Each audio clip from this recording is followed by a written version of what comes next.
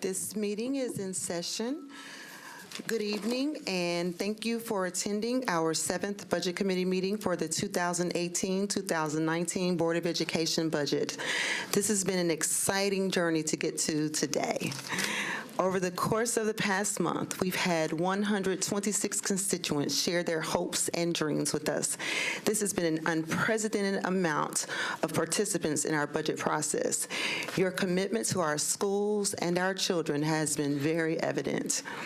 I, along with many of my colleagues, am very appreciative of our efforts in providing a budget that has equity as a priority. Serving one of the most fastest growing parts in our county and in a district that is highly diverse, a focus on equity will allow us to better support our children. I want to thank all 9 of our board members and Dr. Joseph and his team for your tireless efforts over the past 2 months. This process has made us stronger as a Board of Education, as an administrative team, and as a community. As I shared, we heard from 126 constituents this year. It was our intent to have 2 full days to discuss the implications of that feedback, reflect upon our practices, refine our process, and refine our budget ask. Since Dr. Joseph's arrival, we've been collaborating with the Panasonic Foundation. The mission of the Panasonic Foundation is to partner with public school districts and their communities across the country to break the links between race, poverty, and educational outcomes by improving the academic and social success of all children. As a Board of Education, colleagues such as Dr. Gentry, Mr. Pinkston, Mrs. Frog, and Mrs. Buggs have passionately spoken about the need to provide more equity, wraparound services, EL supports, and equitable student funding for students. Retreats are a way for us to come together as a board for a sustained period of time in order to really discuss and tackle the tough issues. We had planned 4 retreats with the Panasonic Foundation this school year, and this would have been our 3rd meeting. We did not have our 2-day retreat last week because we didn't want the integrity of our process to be compromised by someone interpreting our meeting to be in violation of our Tennessee Open Meetings Act. This requires government agencies to give appropriate notice of a public meeting. After hearing from so many constituents, Dr. Joseph, Mrs. Shepherd, and I felt that since we had a meeting planned, it would be beneficial to deeply reflect upon the feedback we had received and to discuss how we could bring forth a budget that prioritized our commitment to equity, a commitment to our students, and a commitment to our employees. To be fully transparent, I'd like to share what we would have discussed if we'd met. First, we would have discussed what we thought about the overall budget that Dr. Joseph has recommended, and we would have discussed our priorities as a board and how the priorities proposed aligned with what we want to accomplish as it relates to the strategic plan next year. We would have gained insight from the Panasonic Foundation about best practices to support our efforts to effectively advocate for our budget as we meet with the mayor and council.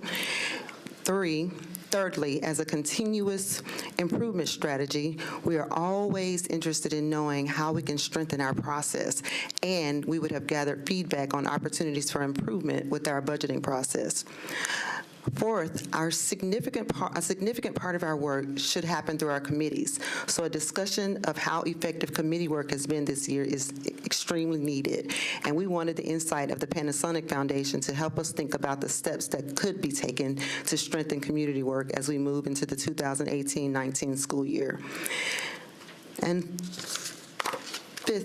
Fifthly, the Panasonic Foundation works with large urban school districts around the country on issues of governance, budgeting, and superintendent evaluation, which are 3 areas of work, and they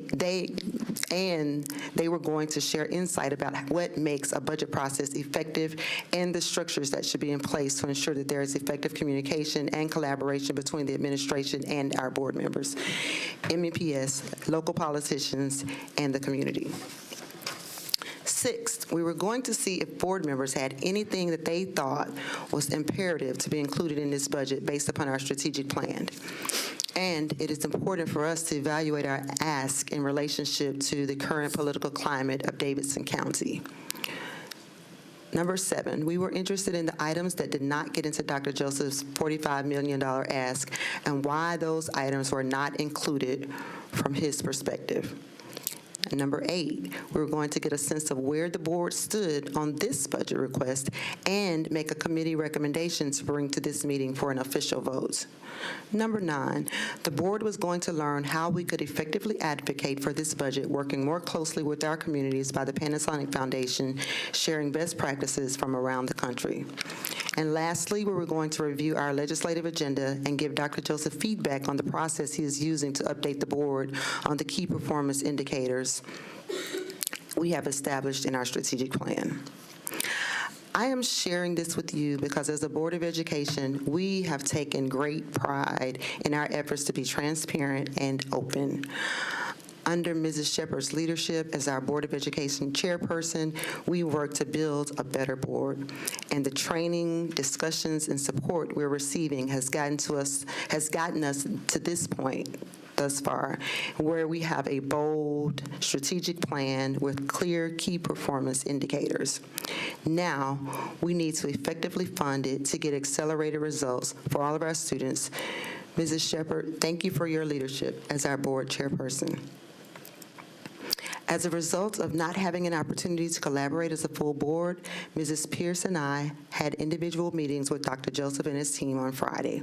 As budget chair and co-chair, we challenged Dr. Joseph to reflect upon the feedback that we have received from board members and the 126 constituents over the past 2 months. And I personally challenged him to revise his budget if he needed to do so to reflect the values that I've expressed, and the commitment to equity and excellence that this board has expressed.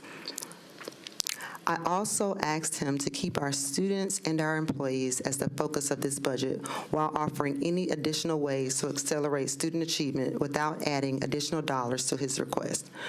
No pressure on Dr. Joseph and his team on a Friday afternoon. And as has consistently been the case with Dr. Joseph, he and his team have risen to the challenge, and we are here with a budget request. I know Mrs. Shepherd also met with the Panasonic Foundation, and we have another retreat scheduled for June 1st and June 2nd. We will address aspects of the original agenda that can be discussed, and we will continue our work to build a better board, one that continues to collaborate with our Director of Schools and supports his team efforts to lead this district into a way that accelerates academic growth for all students. At this time, I will turn the microphone over to Dr. Joseph. After we hear from Dr. Joseph, we will hear from Dr. Majors and his team. The board will then have an opportunity to ask questions to Dr. Majors. Then we will hear from Dr. Joseph again and Mr. Henson. The board will have an additional opportunity to ask questions prior to us voting on a recommendation that can be moved out of committee and into a formal Board of Education meeting for a vote on our 2018-2019 budget. Once the board votes on the budget, we will be presenting to the mayor at 9 a.m. on April 9th, 2018. I will work with our board to establish additional opportunities for community feedback once we receive the budget recommendation from the mayor prior to us going to the county council for final considerations. Dr. Joseph, the mic is yours. Sure, and I think there's a clarification that the meeting is on the 18th, Wednesday. April 18th, yes, and on this coming Wednesday. Sorry, guys. No problem. Okay. Yeah. Well, good afternoon, everybody. I hope you all are excited as I am to think about the possibilities that we have for our children here in Metro Nashville Public Schools. It is, we've got the opportunity to just do extraordinary things. And I wake up every morning thankful to be in a great city with people who are committed to doing right by our children. And that's what this is all about. The low-hanging fruit, I think, has been completed as we have worked over these past 22 months, and now we've got to get into the real hard work and begin making some real hard decisions about how do we move this district forward in a way that all students benefit. So I accepted the challenge and the call that was given to me by our board chair and by our budget chair and co-chairs, and I thank you all for your leadership. This has been a very long, difficult process. process. And, when you're having conversations about getting it right for kids, it's never easy. But at the end of the day, we have to first do right by our children, and secondly, we have to look at our data and make tough decisions. That is what we are charged to do. So I'm going to call Dr. Majors up to the podium because as Mrs. Hunter has shared, we heard from 126 different constituents as well as the board over the course of a long period of time, and the challenge was to develop a budget that both prioritizes our students and prioritizes our staff. And based upon that feedback, we have made some changes to the proposed budget. So we're going to have Dr. Majors talk about the proposed changes that are associated with our social emotional learning focus within this budget. I'll give you an opportunity to ask questions, and then he'll kick it back to me, and I'll continue with the process. Dr. Majors, thank you. Thank you, Dr. Joseph and board members. What you're receiving now are two different documents. One is the actual presentation that I'm going to go through itself. The other is a packet that contains information on a revised job description that I'll discuss shortly, as well as information regarding the effective implementation of the multi-tiered systems of support model, as well as the job descriptions of various departments and personnel within my department that will be working to implement the multi-tiered systems of support model.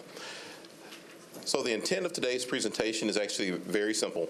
We're going to review the adjustments that are going to be proposed today and following up from Thursday's presentation. I do want to reintroduce you briefly to the multi-tiered systems of support model. Members of my team will be joining me to do that so they can really talk about their role in implementing the MTSs model, and then share the expectations and results that we hope to achieve by implementing the MTSs model with fidelity and expanding the role and scope of social-emotional learning in our system. Again, the big highlight, the big thing I want to communicate to all of you is this request is really about collaboration across the divisions, departments within the district, and really our ability to expand our staff's capacity to meet the needs of all of our students, being very targeted and very strategic in how we utilize our personnel more effectively. So basically, this is just a review of what was proposed to you last Thursday. We have 45 social workers currently working in the district. We proposed a reduction of force of 7, taking our totals, or proposed totals, to 38 social workers for next school year. Basically, at this time, we are requesting that the 7 social workers proposed for reduction last week be reinstated into the budget for next school year.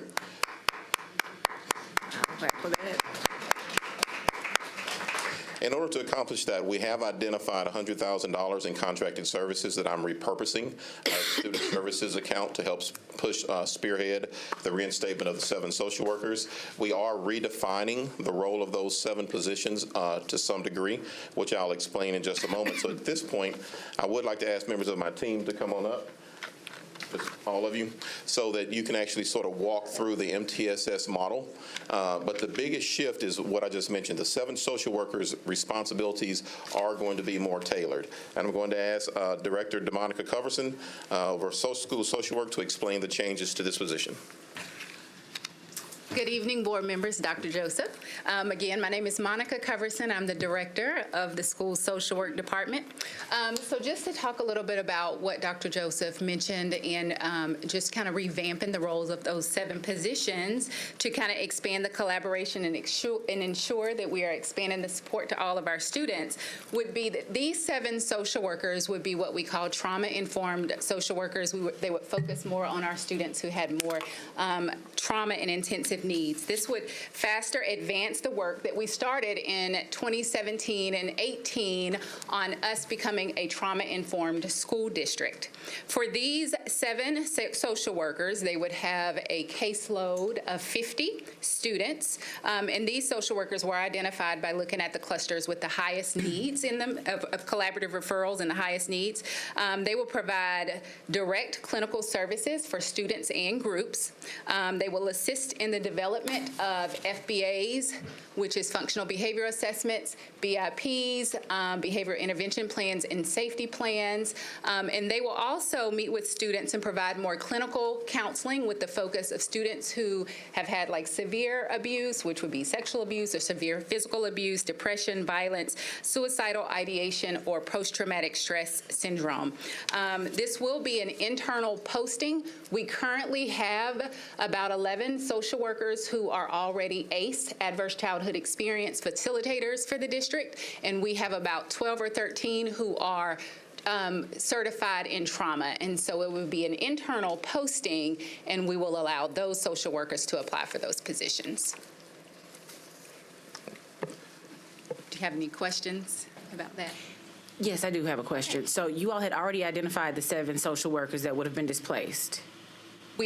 The 7 social workers that have been displaced. That would have been displaced? Yes. So yes, ma'am. Those 7 are any of them in that number of 11 or 12 that are ACE or trauma informed? No, because most of them are newly hired this year, so okay. they have not had the opportunity. So there may be some Yeah, so there might be shuffling, some shifting movement. around Okay. to other places in the district, and some of them will get to remain in the clusters that they're currently already in. Okay, but the goal is to keep those 7 in the district. They just may be in a different cluster or a different school. Yes, ma'am. Okay, thank you. You're welcome. Any questions there? Okay, and basically this is just the high-level graphic that we used last Thursday, which shows pretty much the continuum of all personnel that will be working to implement the MTSS model. Of course, we have highlighted the 7 social workers with a trauma emphasis and asking that they be reinstated back into the budget. At this point, I want to turn it over to other members of our team who actually will be leading the multi-tiered systems of support model for next school year. In your packet, you do have the core function job descriptions that I referenced, but you also have the data component that you should be able to actually review and take the time to see some of the initial findings regarding MTSS implementation. Oh, great. Good afternoon. My name is Katie Patello. I'm the coordinator of MTSS through the Department of Curriculum and Instruction. And do you all want to wait? I'm here. I'm going to go ahead and take just a couple minutes to provide an overview of the MTSS. So the multi-tiered system of support brings together RTI squared, so that's response to instruction and intervention, RTI squared for academics and for behavior and social emotional learning under one comprehensive framework. This really allows us to focus on the whole learner, which aligns with our whole learner is one of our values.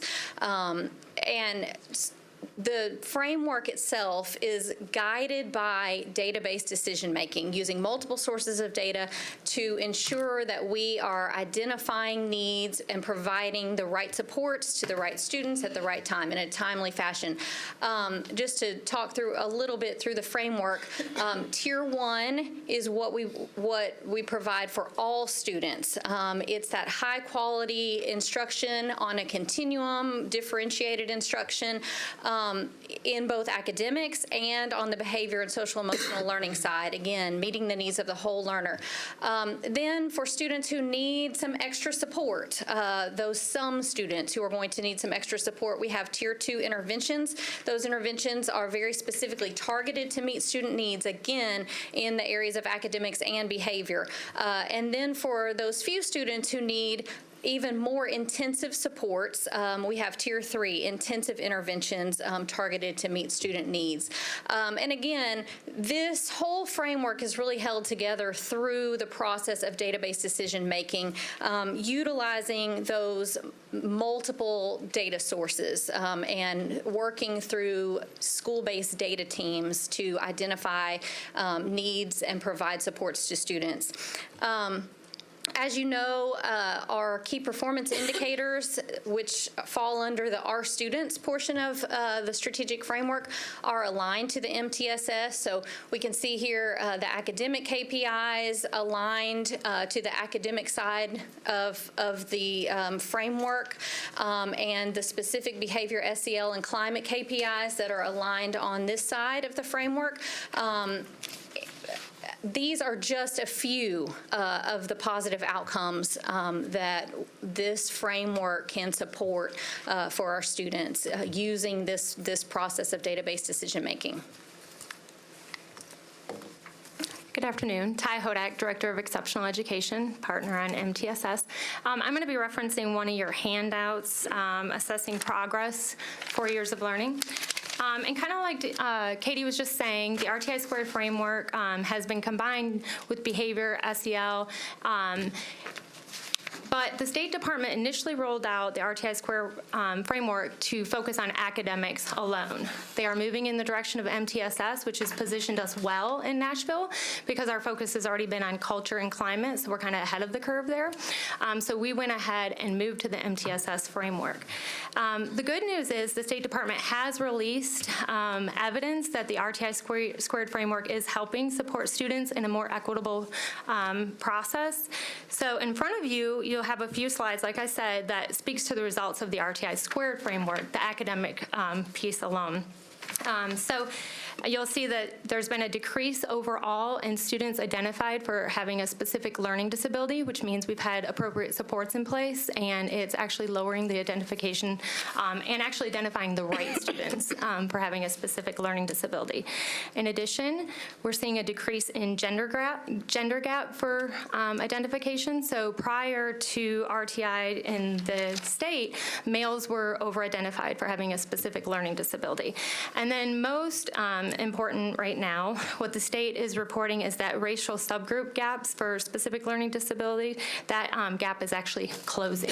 So if you see in your data there, actually closed, period. So that is when we're considering equitable frameworks, we know that this is definitely a promising practice, and with the incorporation of behavior and social emotional learning, the whole climate culture piece, we're looking forward to seeing even better results in Nashville. I'm going to go ahead and move to the next slide. Oh, sorry. I'm sorry, I thought someone else was clicking it. Okay, so thanks, Tony. So what you see here, again, is just another look at the MTSs framework, but around how many positions are actually supporting this framework. You have in your packet, I believe, a whole description of each professional that supports the framework, but in general, looking at this, who's supporting at Tier 1, Tier 2, and Tier 3, we wanted to give you that kind of snapshot. And so I'm going to specifically highlight school psychologist, and then Kyla will speak to the others. But a school psychologist doesn't just focus on the behavior, SEL side of it, but also the academic. So you see academic, SEL, and behavior kind of all the way through the framework. They support at Tier 1, 2, and 3, and you have more of your specifics in your handout to actually how they support. Good afternoon. I'm Kyla Kringle, the Director of SEL. I also lead MTSs with Ty and Katie. I'm going to speak very briefly to a few of the roles in the SEL department. So within Tier 1, our classroom management specialists, also known as COMP in the district, they really focus on the academic as well as the SEL and behavior side just in Tier 1. The SEL specialists that we are proposing, the 4 positions for next year, they will also focus on the academic and SEL behavior side in Tier 1 as well as Tier 2. Our restorative practice specialists that we already have in place, we have 4 of them, they do focus their work focuses on Tier 1, 2, and 3. And then our behavior analysts, their work this year had been focusing in Tier 1, 2, and 3, and next year we are changing their focus to just be in Tier 2 and Tier 3.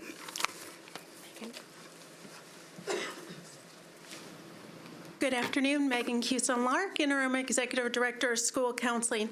As Dr. Majors previously mentioned at Thursday's meeting, next school year we'll be implementing the Tennessee Comprehensive School Counseling Model. This is not only in MNPS, but also statewide. Within that, we are looking at 80% direct services to students. And previously in the past, this has not always been the case in the district. Counselors are taking on a lot of of administrative roles and non-counselor duties. So the goal of implementing this model is to really have counselors focused on what they need to be and to increase their capacity. And so the 5 main areas that they'll be focusing on are curriculum delivery in the areas of SEL, academics and college and career planning, the individual student planning, student interventions, crisis response, and then collaborative referral process we have in place, but this is a part of collaboration and consultation. All of these align within the Tier 1 and Tier 2 of the MTSs model. Also, in response to the Nashville Public Education's Foundation's report, we are adding a total of the 15 college and career counselors to our schools. They will be intentional in providing very specific college and career-related activities to our students and parents in order to increase our number of students who are earning college degrees after high school graduation. And all of these descriptions of the roles and responsibilities of both positions can be found in your handout that was also provided in your packet. So one of the, I believe one of the comments from last Thursday was really understanding what are the scenarios that help us better understand how these personnel will work together to address some of the issues that are common in our district. And since we're starting with the 7 social workers having a greater focus on trauma, I want to sort of give you a scenario around any type of abuse and then around chronic absenteeism, since that's one of our focuses for next year. So you could look at this framework and look at the positions working at Tier 1. The school counselor or school teacher or classroom teachers themselves could actually just be working with a group of students. Something could be alluded to make that teacher suspect that there may be something else going on, and maybe a statement from the student themselves, or maybe just some withdrawal behaviors they're seeing from the child. They could make a DCS referral, and if they suspected abuse and neglect, they would. But they also may decide that I need to refer this child to someone else. That's the collaborative referral process in action for our school district. That collaborative referral would be sent to the school counselor. The school counselor would review and see what the circumstances were impacting the child. That school counselor may choose to have an initial consultation with the student, at which time it may be determined that child needs more intensive services. That referral could go to the social worker, it could go to the trauma social worker, it could go to the school psychologist, depending on what the level of need was and what the issues were that the child were dealing with. That could progress all the way up to a Tier 3 service. So it could be an abandonment issue, it could be a severe sexual or emotional abuse issue, but depending on what the circumstances were, we have personnel at all 3 tiers to help meet that child's needs and work with the other mental health providers and family as we address those situations. The other scenario is just on general chronic absence and truancy. You know, as a school district, we're responsible for daily reporting of attendance for all of our students. That happens at the instructional level. But once a child has 5 unexcused days of absence by state law, they are in violation of state compulsory attendance. We have a process in place where the school will actually be responsible for notifying the parent that they're in violation of state compulsory attendance law. These same team members that you see listed are the teams that will provide the services and support that, again, are required by law between days 6 and 10 to help change the pattern of behavior regarding chronic absence and truancy. At day 11, our truancy officers, who you see listed as Tier 3 service providers, are then legally obligated to file a truancy petition. There are some other things that happen before that petition can be filed, including reviewing records audit, making sure everything is accurate, ensuring that the parent has been notified, and that there is a pattern of intervention that's been put in place to correct the problem. Once that happens, we're going to work very closely with Judge Calloway and Magistrate Wade at the Metro Student Attendance Center to make sure that we are working with families as they have shifted their focus to providing more intervention and not as punitive. But ultimately, we do have to follow state law, but it's really about getting the services in place for students and families. And that's just 2 scenarios. You know, there are hundreds of scenarios that play out in our school every day. So one of the things I do want to talk about what are our expected results for next school year? And we're setting some pretty big benchmarks. These are some things that we really want to work hard to. First, we want to look at our at-risk student indicators. You know, we want to reduce chronic absenteeism from the 16.7% as it is year to date this school year. We want to lower that to 11% or lower for next school year. That's a 34% reduction from 14,328 students who are currently chronically absent this school year to 9,438 for next year. We also want to work in the with the number of students receiving out-of-school suspension or exclusionary consequences. We want to reduce the number of students who received an out-of-school suspension of at least 1 day from 7.4% this school year to 4.5% or lower for next school year. That's a 31% reduction from 7,211 students to 4,385. Now, what we do recognize is these are the numbers for all students. We know that a discipline disparity gap exists for our minority students in our school system. At the end of the school year, once we have more accurate data, once we have end of the year data, not more accurate data, then we can actually begin looking at benchmarking where we want to have a progression plan to reduce the gap and disparities that exist between our Latino, African American, and Caucasian students across the district. So that is a benchmark that we still have to develop. And then we also want to have increased level of parent and community communication regarding the social, emotional, and academic factors impacting their children.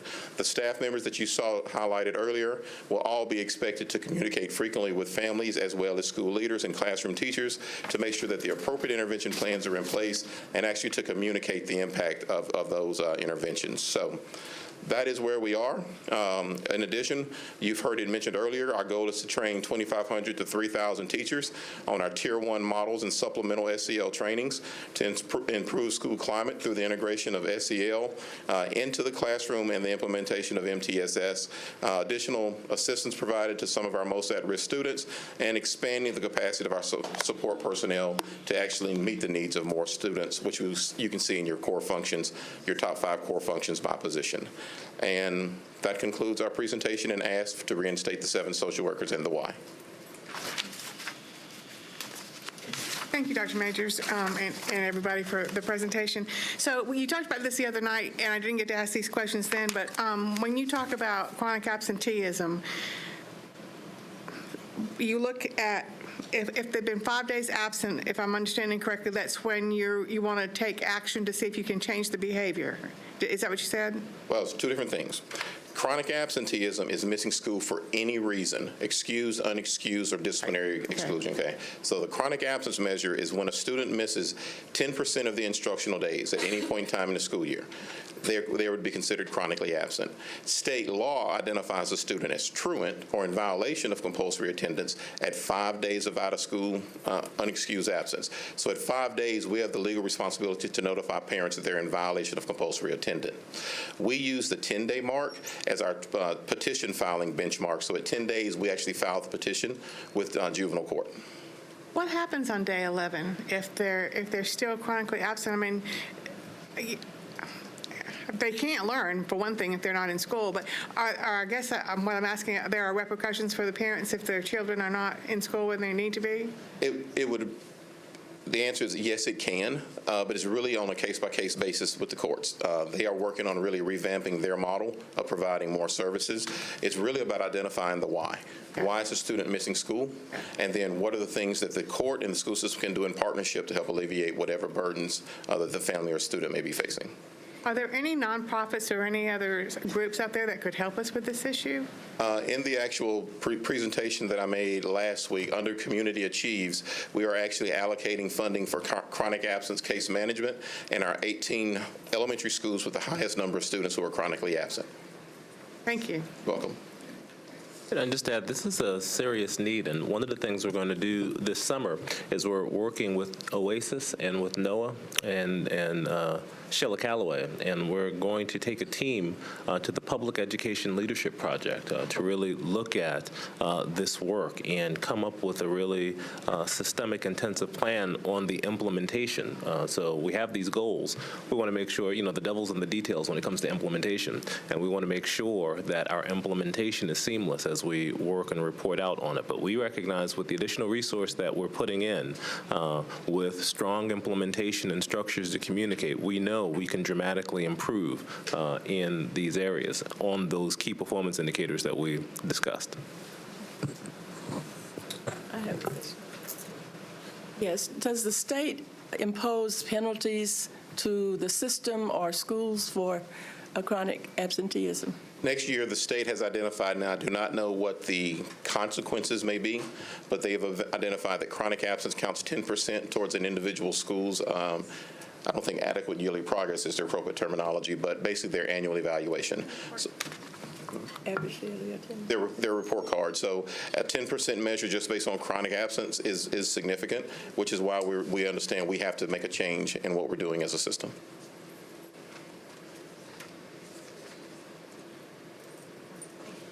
So I really appreciate on one of the slides where you showed the percentage of increase in chronic absenteeism that we're targeting. And I was wondering, and I think it was alluded to with the guidance counselors, are we going to have numbers? You know, the one thing that has gotten me really, really excited about this current board is that how data-focused we've become, and, you know, how we're, you know, openly willing to challenge, you know, contracts and how we're spending our professional development dollars and things of that nature, because we're really looking to see the impact that our approaches are having. And so will we be looking, I don't need to know what it is now, but will we be looking to see a presentation in the future that talks about what are our goals as far as, you know, the number of college applications should be an increase. The number of, you know, not everybody's going to graduate, but at least the college visits or things of that nature. Yeah, I think the honest answer is yes. Once we get through the budget process and see what our tools are going to be, then we'll actually sit down and do more of the deep dive in terms of 3- and 5-year strategic planning, reduction goals, advancement goals, and things of that nature. We get a lot of anecdotal stories about things are good to have and it was fun to do, but it would be great to be able to kind of get to the ROI that Mary's going to miss so much. Within this budget, there is a software program called Naviance that will dramatically help us with monitoring some of the data that you're talking about, also helping students get scholarships, us electronically sending the transcripts off to individuals. So it will be much needed and will be a tool that will dramatically enhance our capacity, not only to provide better service, but to monitor performance. Mary Pierce. Yes, I think I've touched on this before. I just want to ask it again. For the changes that this program or this model is going to be doing from this current process to next year, especially like in the truancy at the individual school level with them tracking it, are we confident that our schools are adequately staffed to do that? I actually do feel that they are. What we're requesting of schools, the biggest concern schools have expressed is the fact that they will have the responsibility of sending out the 5-day letters. That is really no more than us giving them their spreadsheet of the students, creating a mail merge, and we're going to absorb the cost of postage for them for next school year. So it's really identifying the staff member, whether that be the front office manager in the main office or a dean or an administrator in the building. It's really them identifying who's best positioned to do that on a regular basis. But we do have an attendance toolkit that has not been rolled out and other information for schools, and we will do our due diligence to make sure schools fully understand what's expected on their end, how we're changing the intervention and support component for days 5 through 10, and then what they can expect on day 11 with the petition filing process. And just wanting to know when it happens, when that internal training for just all the different teachers and, you know, think about the teachers who came and spoke at public hearing, and when I have this issue, this is what I do, just making sure that everybody's clear on their direct channels and get the students the supports they need as quickly as possible. And just always telling us back, what do you need in terms of making sure this is well supported? Thank you. Absolutely, and most of that is covered, just the roles and responsibilities are covered in the attendance toolkit. Okay, thank you. Any more questions? Okay. Thank you. Okay, well, thank you, and I would like to thank the ladies who've been working extremely hard on the MTSs model. Okay, Dr. Joseph? Thank you. And do we have someone that's going to be clicking the presentation that I was going to walk through?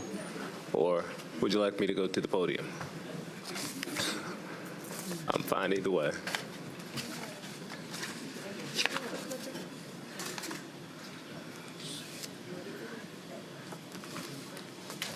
Thank you.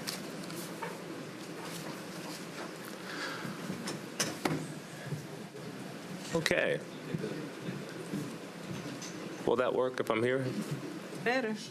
You'll be getting it. Thank you. Okay. Okay, thank you.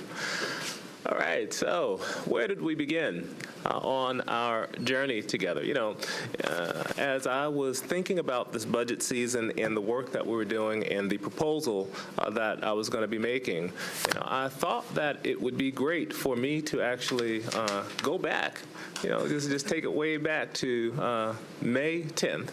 Of 2016, when I sat before you as a candidate for the superintendency, because at that time, we spent some time talking about the work that needed to happen within this district. I had not been within the district to actually see the work, but from just looking at data and knowing what I know from 22 years of being in two larger school districts that had many more challenges in a small rural district. I mean, you get to learn some things over that course of time. So we came and I presented to you great expectations, charting a course towards excellence. And in that presentation, we spent some time just talking about, where are we? Where do we need to go and how do we need to get there? And I want to take a moment to lay this context because when we talk about what I am recommending, I think it's very important for the community and public to know that this isn't something that I just thought of or we just thought of recently. This is something that has been well researched, and it's over the 22 years of history.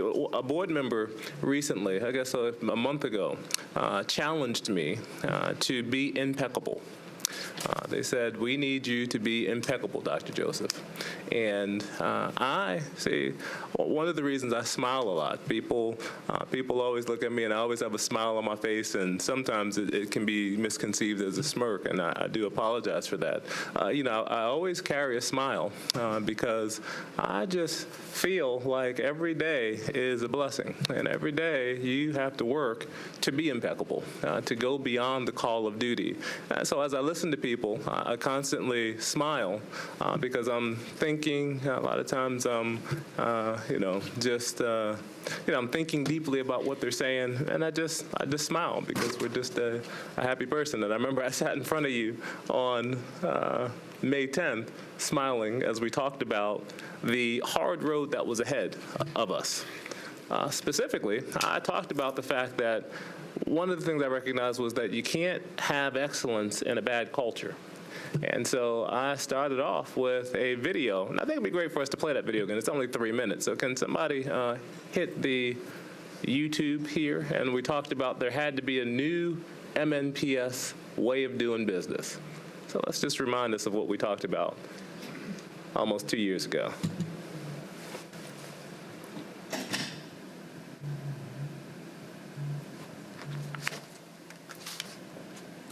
A little volume would be great.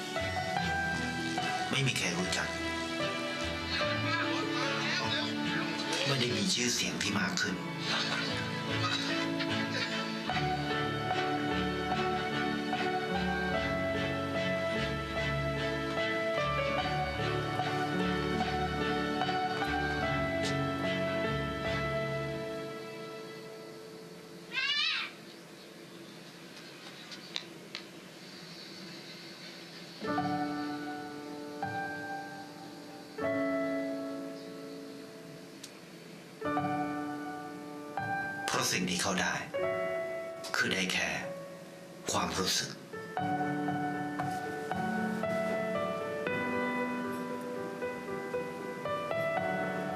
ได้เห็นความสุข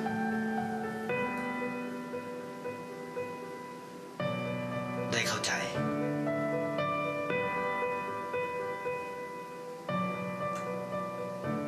ได้ความรักได้ในสิ่งที่เงินซื้อไม่ได้ได้โลกที่สวยงามกว่าเดิม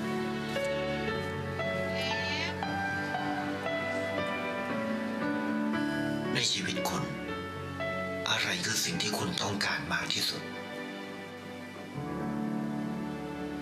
ไทยประกันชีวิตเชื่อในความดี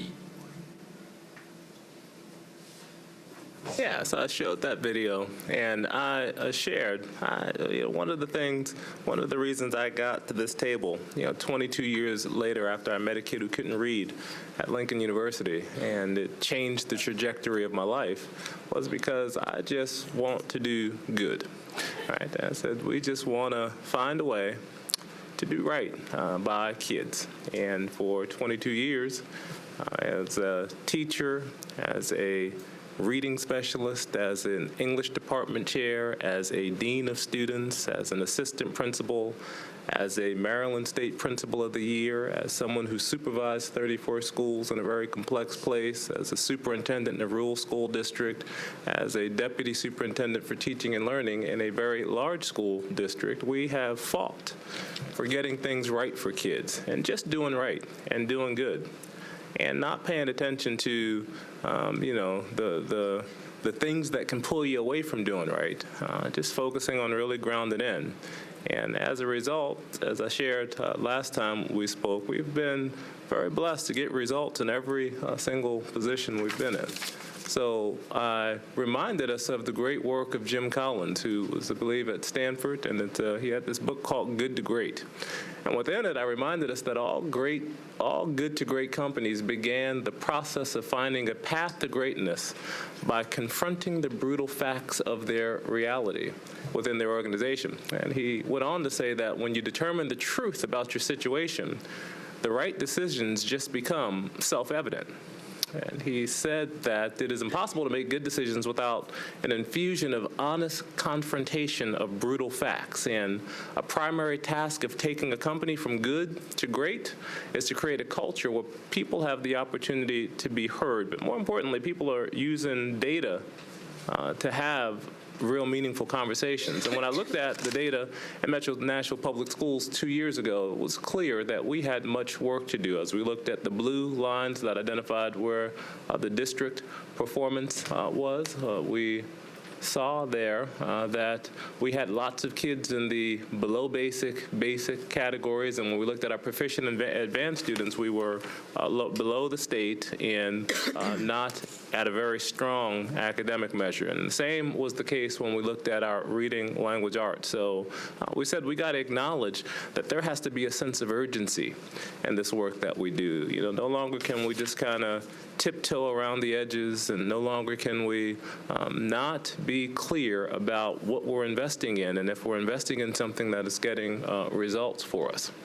I also told you that if you made me your superintendent, you would be having somebody who would be relentless about what we call the instructional core, and that's just the interaction between teachers, students, and the content that they had, that we would pay attention to what was happening in the classrooms, and we would be relentless on quality control. And we said we also would have to think about having a real compelling theory of change. What's going to drive the work that we do within this district, and how will we address issues of culture, structures that needed to be in place to make things work, what systems we'd have, the resources that we had, how are we utilizing them to the best effect, and thinking about our stakeholders, knowing that we're working in a dynamic environment, that no organization, there's a guy, Peter Senge, who had this Fifth Discipline series, and he talked about no organization works in a vacuum, that there is a system that's in place,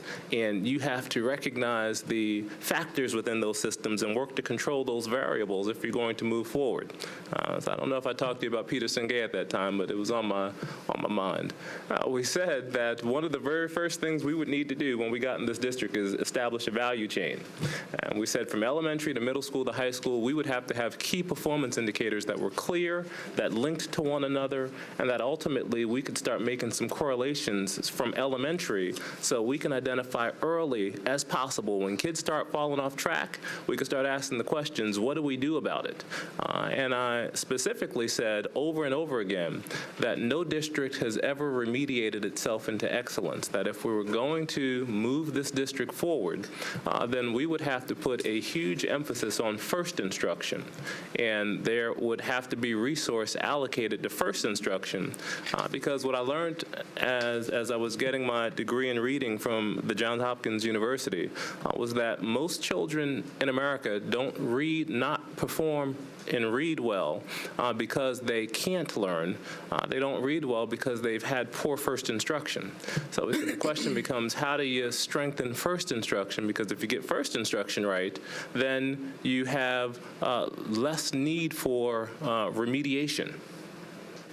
And we talked about the fact then that we would need to really attack that instructional core, meaning the interaction between students, content, and the teacher in a way that made first instruction strong and coherent.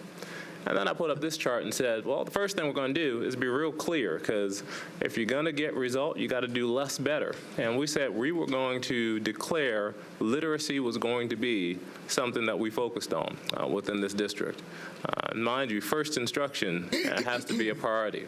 And we talked about, I would come in and I said we'd have to have some tools that help us better analyze our data.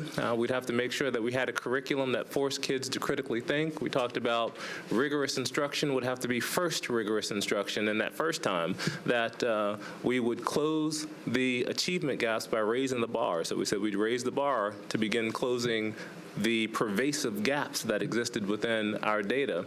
And we said we'd have to have stronger curriculum, and we'd have to make sure that curriculum was implemented with fidelity, particularly because here in the state of Tennessee, we have some of the highest standards in the nation. Therefore, if we are not teaching to those standards, our children would never exceed to meet those standards. So then I said, well, where are we going to start? And I took a jump because I saw you had a strategic plan, but to me it looked like a philosophy paper, not a strategic plan.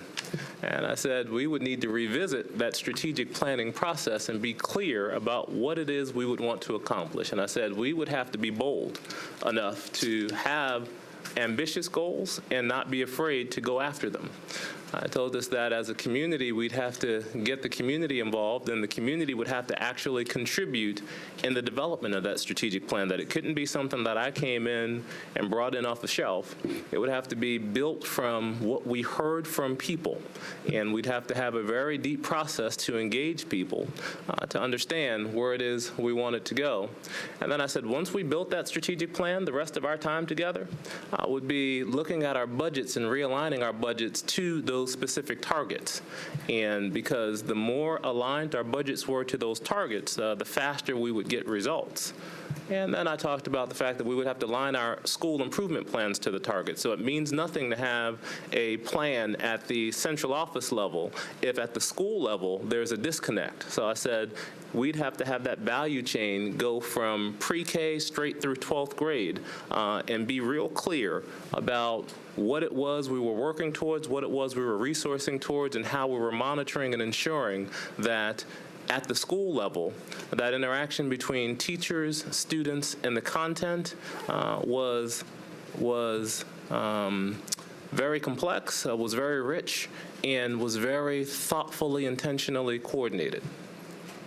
Then I told us we also need some formative assessments. And I said we need formative assessments that are as rigorous as the assessments that we have to take on this TN Ready test. And those assessments needed to be something that were dynamic, that you could take multiple times a year, and that would give us some real predictive correlations to ensure that if we thought a kid was reading at a certain level, we could predict with some pretty accurate information where they'd fall when they took our assessments.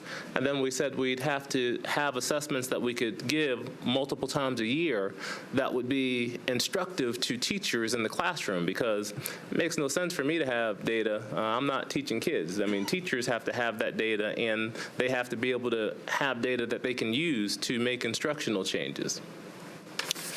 And then I said there'd be some questions that we'd have to ask in that first year about our curriculum and the rigor of our curriculum. Specifically, we'd have to ask the question, is our curriculum aligned to the Tennessee standards, which once again are some of the highest standards in the country?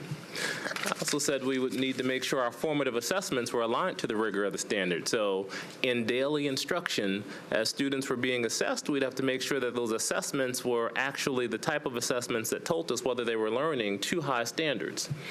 We said we needed to make sure we had robust curriculum, and that curriculum would have to meet the needs of all students, our gifted and talented kids, our special education students, and our English learners.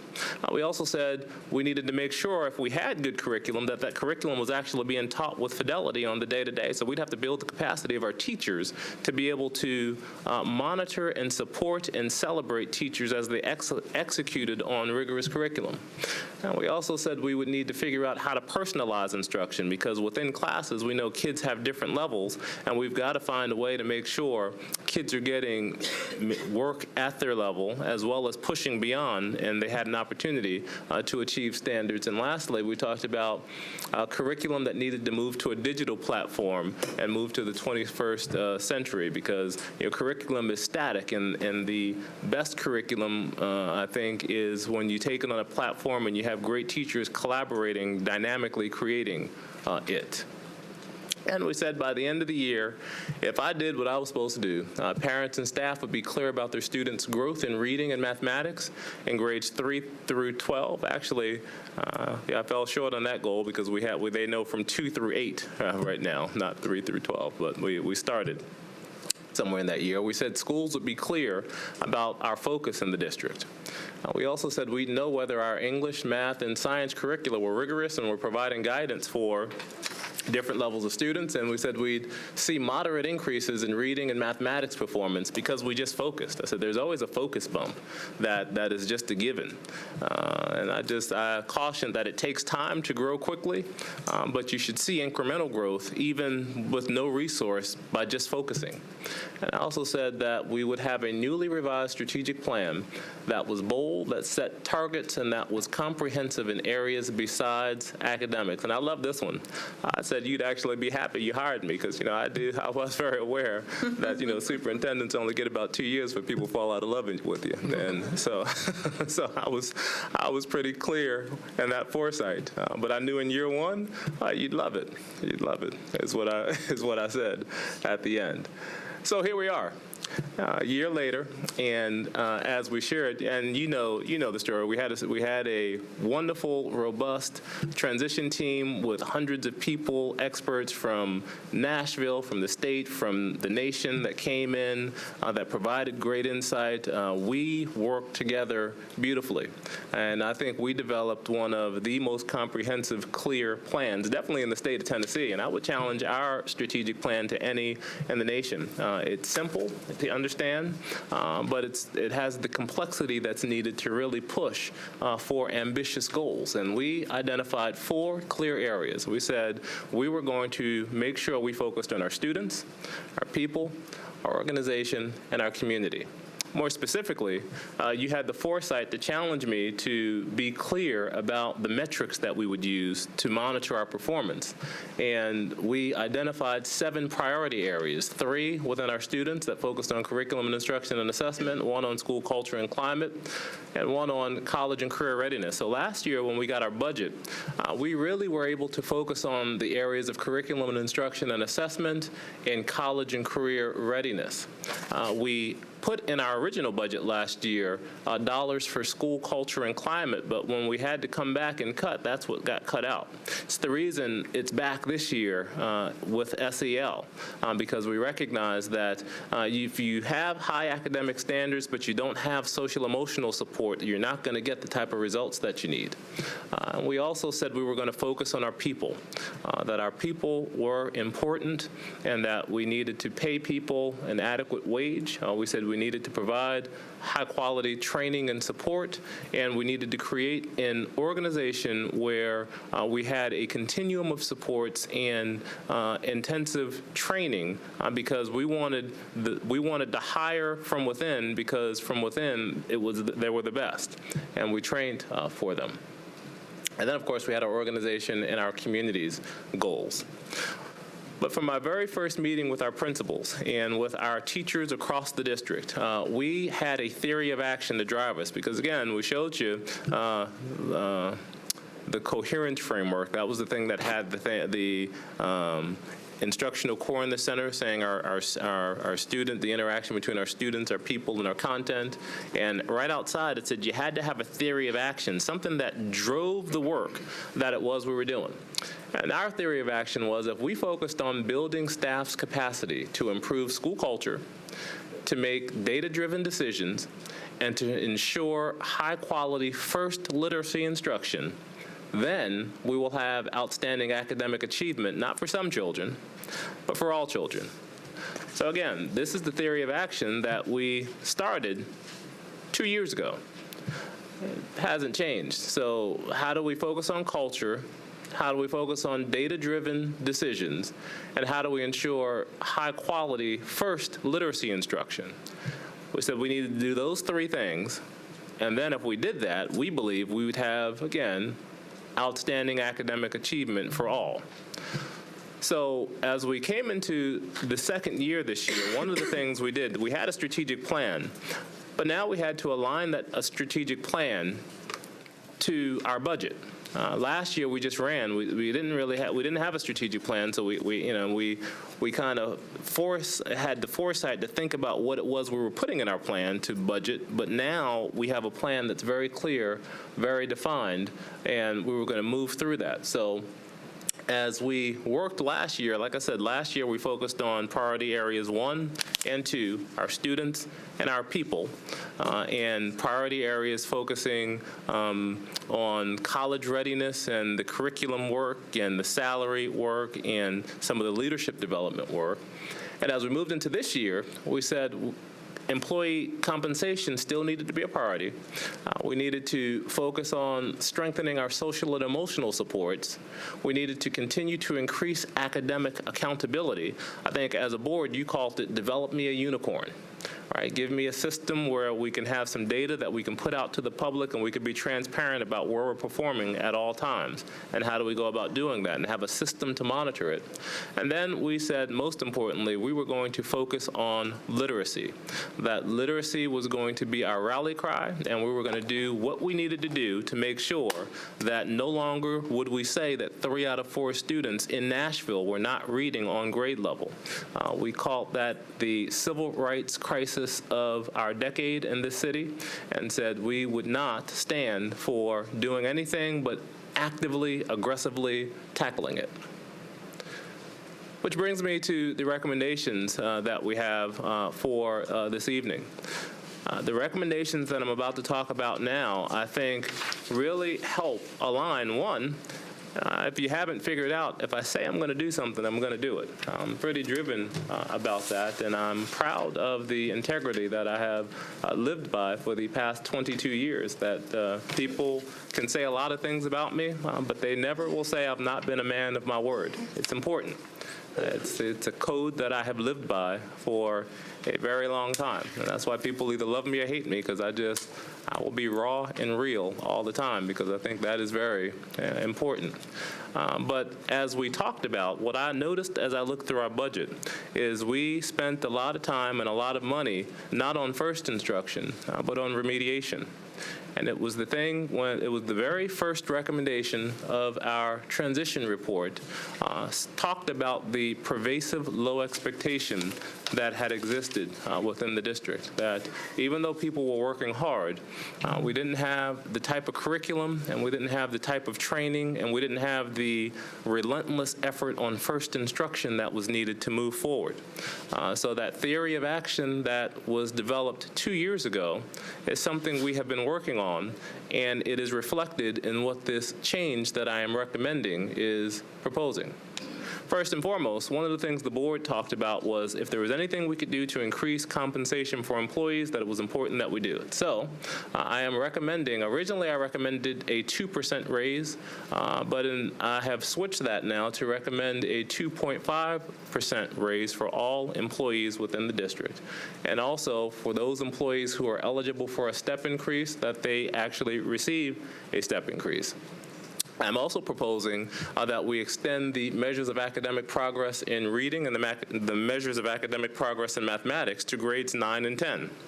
This is something that our high schools have asked for because they want a good, valid math and reading assessment that can help them have predictive analytics as they get kids ready to get the minimum 21 expectation for the ACT.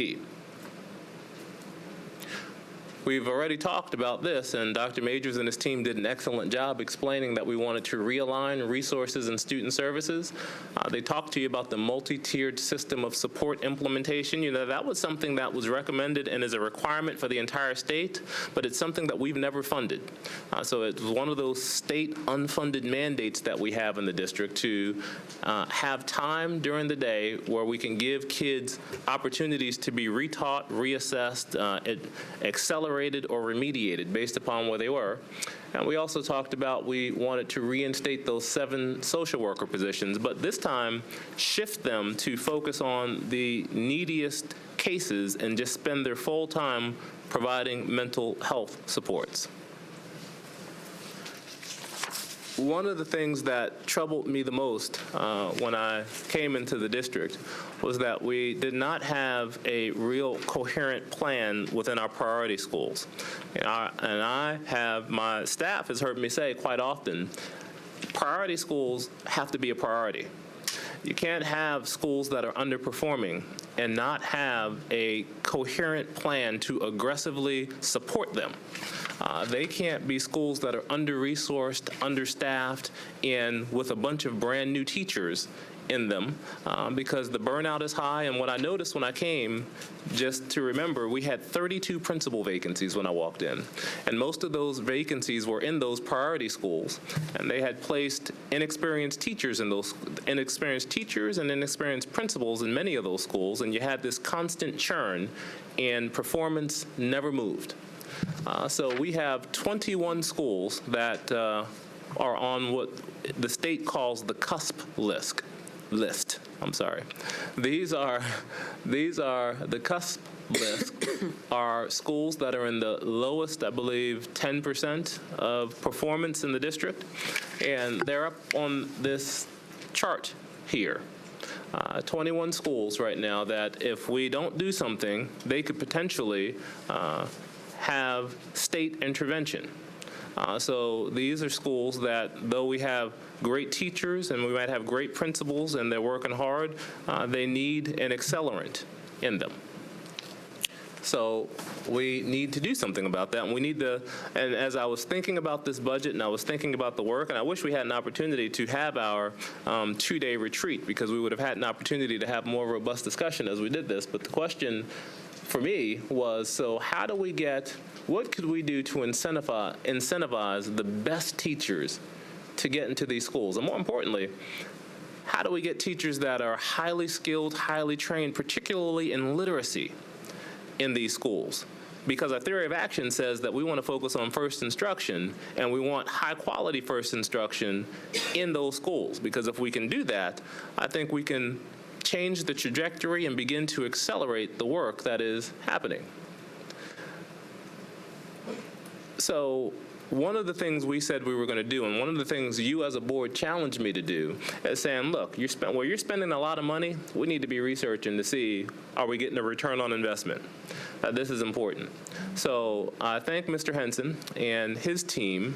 He chose to contract with a company called Allaview that comes in, and they can help us with really aligning our budget to our priorities. And we took 7 areas to focus on this year. We said we were going to do Literacy 1, and we were going to jump on literacy immediately because that was our focus. So that's where the literacy came. Then we said we needed to look at our STEAM work. We needed to look at our, I believe, English language learners, our special education, our advanced academics programs, and 2 others. I'm going off the top of my head. I was good on 5. Anybody remember the last 2? Pre-K? Pre-K and student support services. Those are the places where we have been investing lots of dollars, and we said we wanted to see what's the return on investment. Well, one of the and we wanted to look at where the big dollars were to start. So one of the areas that we looked at was our reading recovery program. Now, we have had reading recovery in our district for years, and we actually had 2 independent studies done on the implementation of reading recovery. Now, what we know about reading recovery as a program is that it is one of the most researched, one of the best reading intervention programs out there in the country, hands down. The training for reading recovery and what teachers get to become certified as a reading recovery teacher, if you get certified as a reading recovery teacher, you are skilled and you know how to teach a kid how to read. No questions, hands down, you can do it.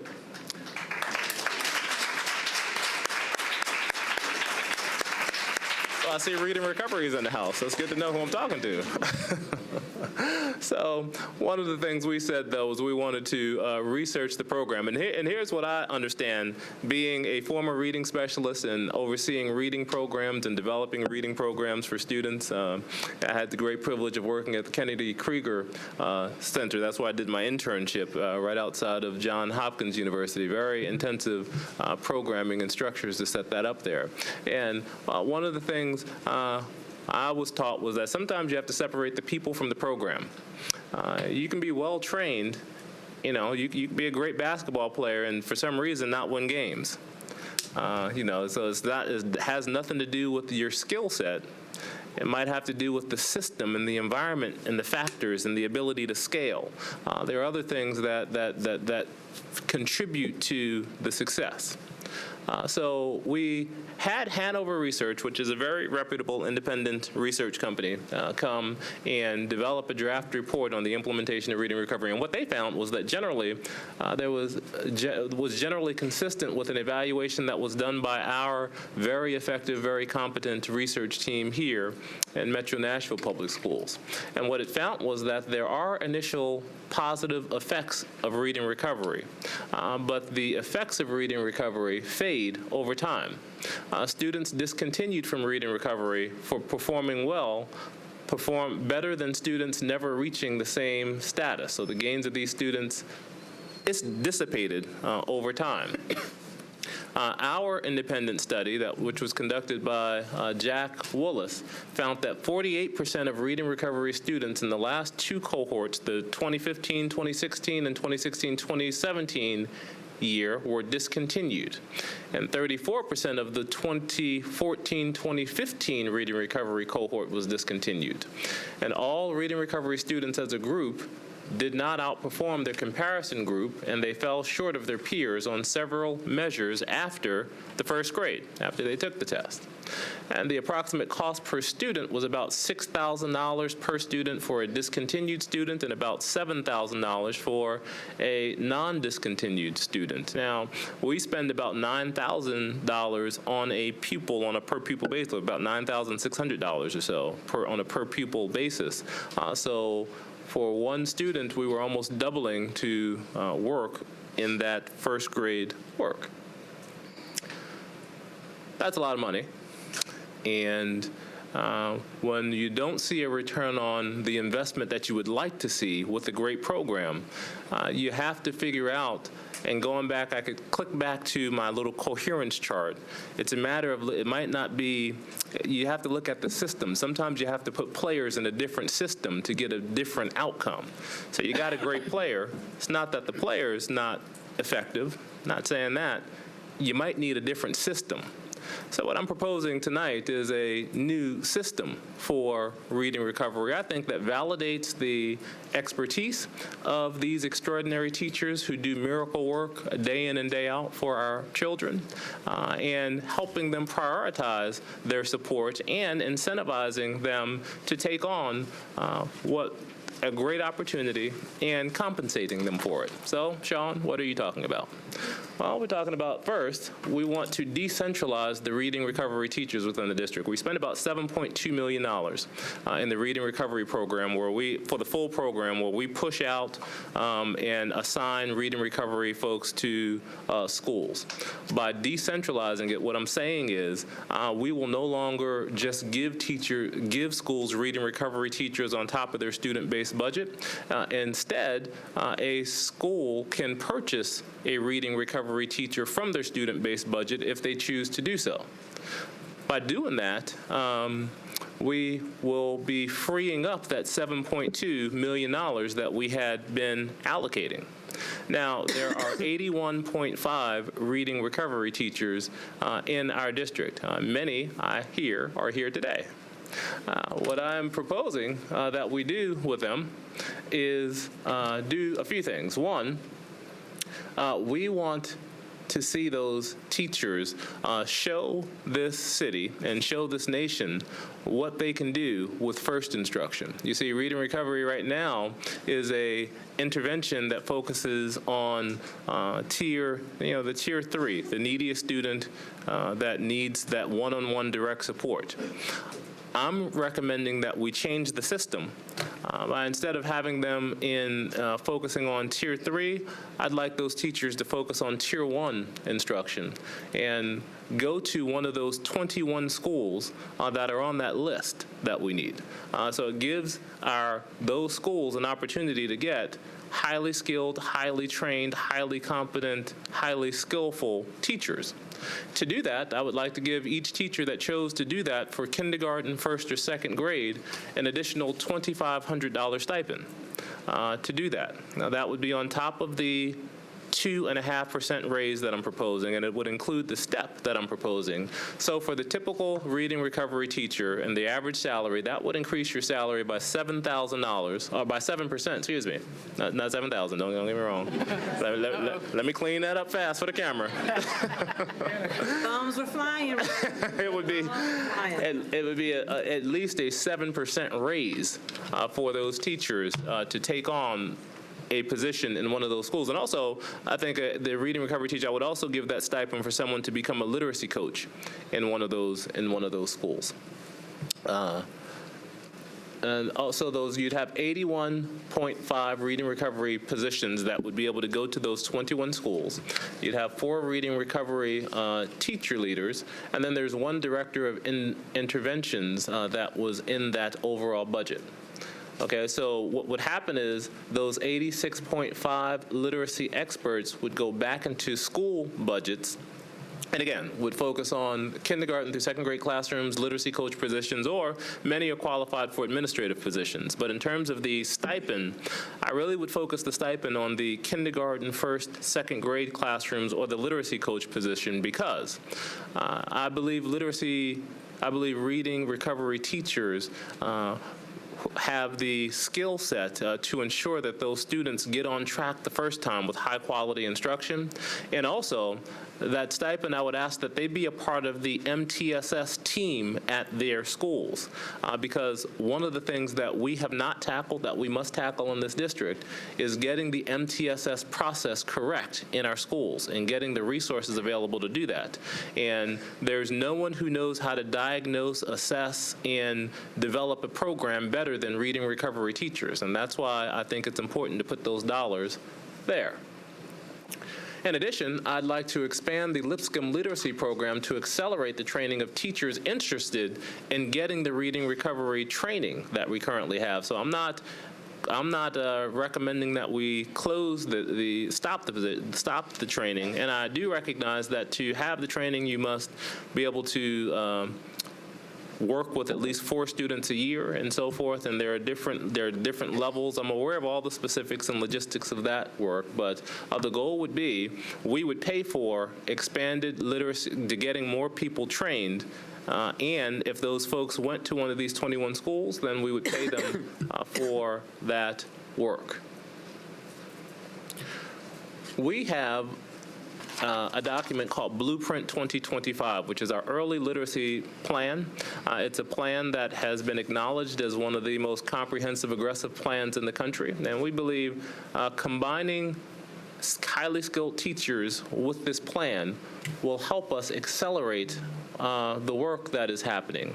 Also, what would be very important for me is over the next 3 years, we would capture baseline data starting this year with where those schools were, and we would monitor very closely if having high-quality first instruction teachers in a high-concentrated area of that with monitoring gets us better outcomes and results.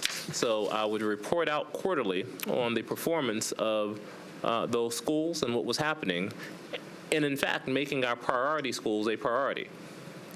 Also, again, we will monitor that for 3 years because, again, the goal would be to create a high concentration of highly trained teachers in a subgroup of schools because we believe the level of concentration will make a dramatic difference. At this time, before we do questions, I'm going to turn it over to Mr. Henson, and I'm going to have Mr. Henson just walk us through the actual full budget and what those changes were, both with the conversation that Dr. Majors discussed with the MTSs, along with where these dollars I've talked about fell. Thank you, Dr. Joseph.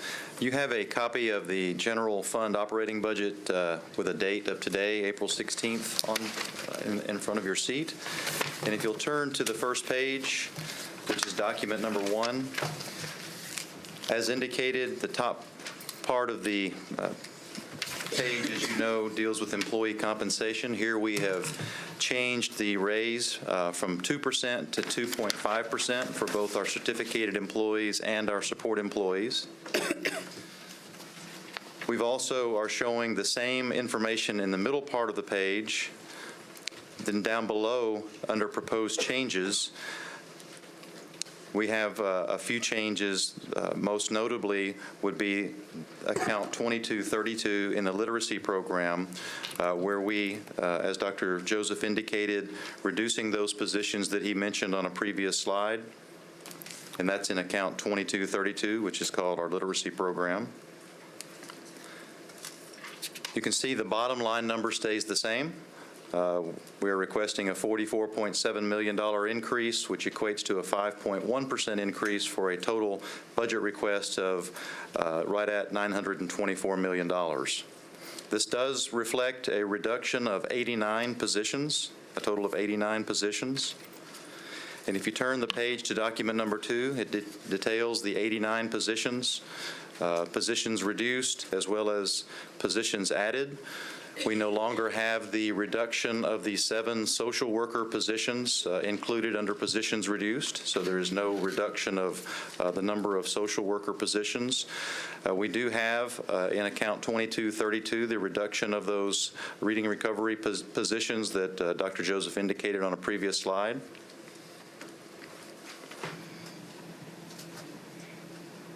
And then we have the line item budget, which is document number 8. The 31-page document. And if you were to go to page number 12, at the bottom of page 12 of 31 is account 2232, the literacy program, which reflects that reduction of 86.5 positions reflected here. So you can see the reduction in this particular account. Just to recap, there are 4 major changes to this document compared to the previous. The first would be the change in the raise from 2% to 2.5% raise, the adding back of the 7 social worker positions, and then as Dr. Majors indicated, we are reducing the contracted services line in the student services budget by $100,000. We are adding the MAP R and MAP M for 9th and 10th grades, which is $60,000 for each grade, so a total of $120,000 is being added to the Research Assessment and Evaluation Account 2170. And then lastly, the decentralization of the funding for reading recovery, we're also adding the $2,500 stipend for all of those positions to teach in one of the 21 schools that were identified. I think the only other thing we would add is the fact that the remaining dollars would be left for, again, we would identify the training for teachers who say, I want to get the training to be able to go into one of those priority schools. We'd have dollars allotted for that, and we'd have to identify what the capacity was there. But also we left dollars remaining to actually implement the MTSs implementation that was never funded. And one of the things we'd have to do as we look towards next year is answer the question, we need a continuum of supports within our schools. One of the things that I was very clear about when I was a principal and when I was a reading specialist was that one program alone is never a silver bullet, that you have to have a continuum of services and supports because reading needs can be so different within a school. And so sitting down and but I do believe you don't bring in research, you don't bring in programs that aren't research-based and have a certain level of standard. So we would work with the team to actually establish a continuum of supports, and then working with the reading recovery teachers in those buildings and working with our central office MTSS team that you saw, we would create a system and process to really ensure that MTSS model in every school is implemented with fidelity, but particularly in those priority schools.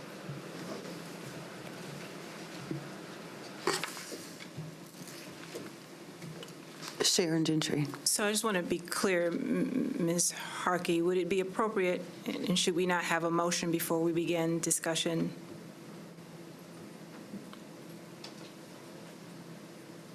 If the board is ready to actually move to the discussion and deliberate in terms of what you want to do with the budget, yes, you would need a motion first. Okay, I'd like to call for a motion. I move that we accept the budget as presented with the recommended changes. Is there a second? Second. Is there any discussion? Thank you. Well, I have quite a few things to say, and I thought we were going to talk about each topic separately, but I'll just throw it all out there. I'm going to be real and raw, as Dr. Joseph has said earlier. I like it. All right.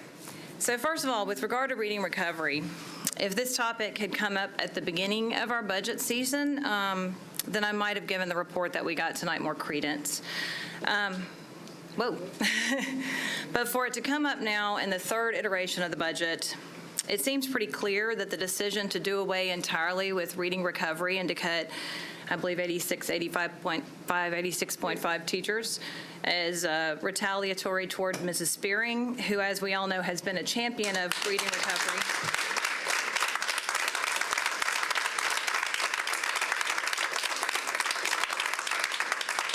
And who has called for the audit, and we all know that. So it's really sad for me tonight to see children and good teachers, committed teachers, used as pawns in an adult disagreement. And so I guess that's all I have to say about reading recovery.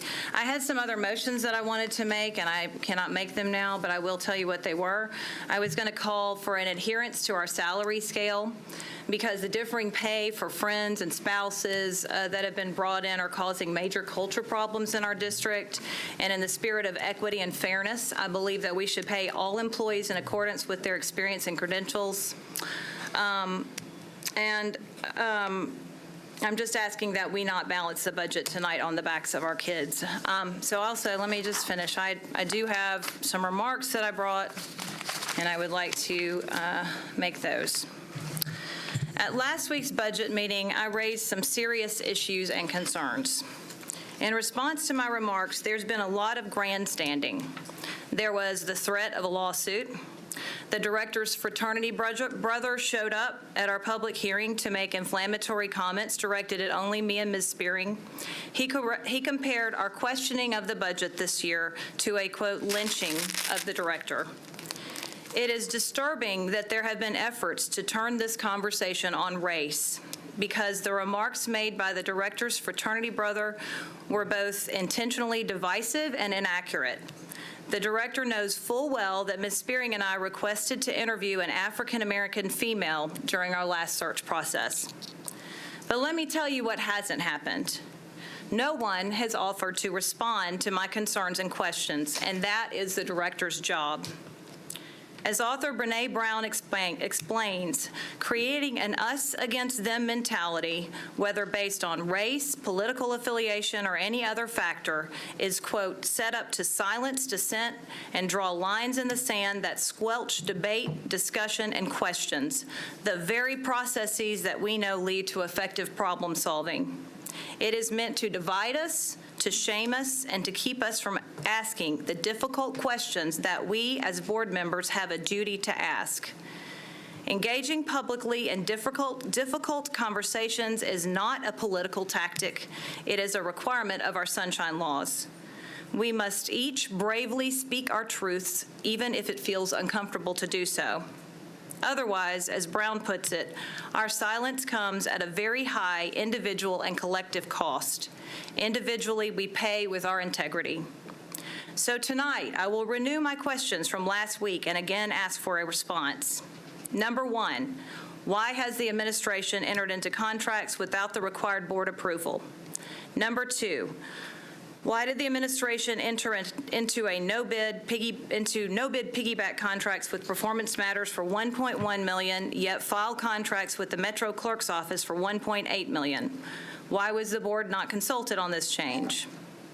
Number three, I am requesting a full list of consulting fees with dollar amounts included received by all MNPS employees. In particular, I would like to know which employees are receiving consulting fees from Educational Research and Development Institute. Throughout this budget season, the board has received inaccurate, conflicting, and incomplete responses to questions.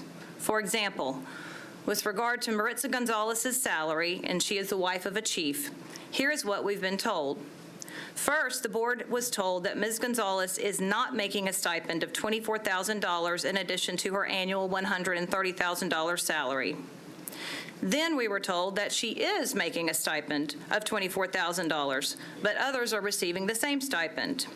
This turned out to be untrue because no one is making the stipend except Ms. Gonzalez. Next, we were told that Ms. Gonzalez receives her stipend for taking on extra communications duties. Yet along with Ms. Gonzalez's demotion last year, her responsibilities were decreased, and the EL department was shifted out from under her supervision. Also, it's notable that other MNPS employees who have taken on extra duties have not been offered such stipends. The board was also told that the district did not purchase vehicles for EDSSIs. This turned out to be untrue because the district recently bought 4 new 2018 vehicles for EDSSIs totaling $90,455. The board was told that the district did not curtail school supplies such as paper during the school spending freeze, yet a memo sent to schools specifically stated that supplies fell under the spending freeze. Questions about unauthorized expenditures also remain. The director has repeatedly referred to an amount of $3 million in unauthorized purchase requests. However, this does not match any information I was provided by the administration, since this year's UPRs add up to approximately $1 million, and last year's UPRs add up to approximately $2.3 million. I could go on, but the point is that I simply cannot trust the information that is being provided by this administration. In addition, the board received a letter today from the Metropolitan Nashville Office of Internal Audit stating that it has now begun an investigation of, quote, allegations of impropriety in Metro Nashville Public Schools procurement practices, recently reported by News Channel 5 Investigates, and reports received on its fraud, abuse, and waste hotline. It is worth noting that the board can be held liable for voting on a budget that creates a debt. Tennessee Code annotated section 492204 states, quote, "Any member of the board who votes to create debts beyond the legitimate income provided in the school budget for any school year or in any way misappropriates or misuses school funds commits a Class A misdemeanor and shall forfeit office. Given these facts, I cannot vote for this budget. Finally, I will call a policy governance meeting as soon as possible to discuss any necessary changes to financial policies and to discuss the administration's adherence to our board policies." Dr. Joseph. Yeah, so, class and integrity will keep me from responding to much of what you said. I look forward to the audit that is currently underway, and once we get those findings, we will be able to move forward. So I'll stay there. In terms of retaliatory, you missed my original presentation where I put the context of where we're moving. This has nothing to do with retaliation. I care about kids too much to worry about someone's personal affiliation with a program. We have 3 studies, 2 studies that were done within this district and 1 independent study that just simply say we're not getting a return on investment. That's the issue at hand here. And again, I can, in terms of being divisive, I am very proud to be a part of the Omega Psi Phi fraternity, and we have thousands of members. If a member comes and chooses to speak, he has the right to do so and say what he feels is on his heart to say. To imply that I've asked somebody to say something I think is very inappropriate and uncalled for, but that's your feeling, and I heard you, and I'll stop there. But I specifically went on open line and would ask the question, did I think you were racist? I said no. I give people the benefit of the doubt, and I focus on positive intent of people, just to clarify, and you can look at the piece and see that that was the statement that I made. I think when we talked about the suing, I was talking about, not about us, I was talking about when you bring up people's names who have no contracts with us, and you choose to make comments that can be held liable because you affect people's livelihood, you put this district in jeopardy. You put the district in jeopardy on other instances that I've talked about privately, but again, integrity keeps me from speaking about that publicly. Because again, and my character, I have spent 22 years working with integrity on behalf of children. And I look forward, like I said, to the audit, because we'll let the auditors clear up some of the questions that you have. You did have on your Facebook asking people to apply for, if you have fraud or things to happen, so maybe that's why we have some fraud stuff, but it's good. I encourage auditors. We should have people auditing our books. That is a good thing. And I wholeheartedly welcome the findings as they come. And once they come, we'll follow up and comment. But thank you for your input. I value your opinion, and we shall move on. Thank you, Dr. Joseph. Jill Spearing. Would all of the reading recovery teachers or classroom teachers that are here to support reading recovery principals, would you all stand up, please?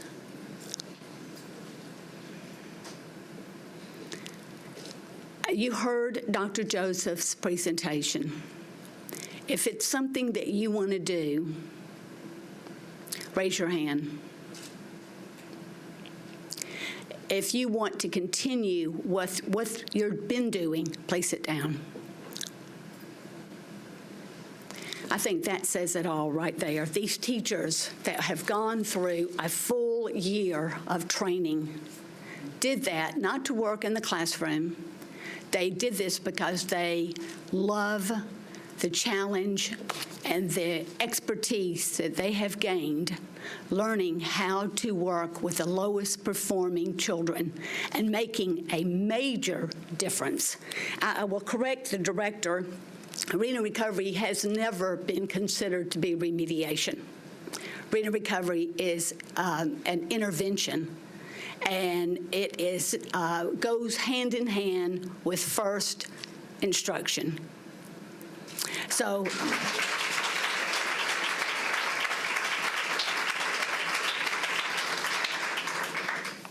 I I would like to know where the research is on the proposal that Dr. Joseph has brought forth. I would like to see that. We talk about a continuum of support. The director has talked about a continuum of support. Reading recovery is a continuum of support.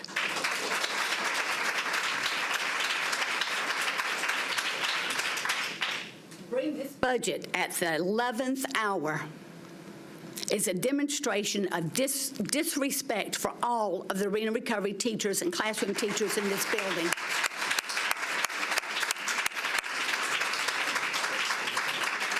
It is past, is this microphone still working? It is past time for teachers to even have a transfer. What will happen if this budget is passed is that we will lose these people. They will go to other districts where they can work with low-performing kids because that's what they want to do. You want to lose the investment that we have put into our teachers and our teacher leaders and the full year of training and the cost associated with that and the years of experience, vote for this budget because that's what you're going to do. You're going to lose these people. Not 5 or 6 social workers, but 86.5 teachers. We talk a lot about MAP. Dr. Joseph talks a lot about MAP. Well, you know, in November, they took the MAP test, and it was down 2 percentage points. But you know what we were told? That's flat. Can't really say much about going down 2 percentage points. But now we're up 3 percentage points, and it's magnificent. Something is wrong with that story. Last year, we had a 4 in literacy. A 4 in literacy. Thank these people for it. Thank these people for it. They work hand in hand with classroom teachers. They help support the understanding of literacy within the classroom and within the school as a whole. They are the leaders of this literacy in this community. I agree. Thank you. Our core value is literacy. And our core value in literacy states, we believe what research says, early reading success is a critical, early reading success. And I'm going to say it again, early reading success is a critical factor in a child's likelihood of graduating from high school and experiencing lifelong success. That's what we have invested in with our reading recovery teachers. At least 12, maybe 15 principals, classroom teachers, reading recovery teachers spoke during the last 2 months about how reading recovery affected their schools. Our director not only hired a Hanover consulting group to look at research, but we also not only did 1 research on reading recovery, did 2 research projects on reading recovery. Now, we're not doing it on CKLA. We're not doing it on Scholastic. We're not doing it on so many of the other things, programs that we have, but we're doing 2 on reading recovery. How much sense does that make? We're going to pay our folks to do a study, and we're also going to pay an outside consultant to do a study. I'd like to understand that. I understand that STEAM, Community Achieves, SEL, walkthroughs, pre-K are also supposed to be part of this. So I would like to know more about that, David, when that is finished. The director said something that is absolutely incorrect.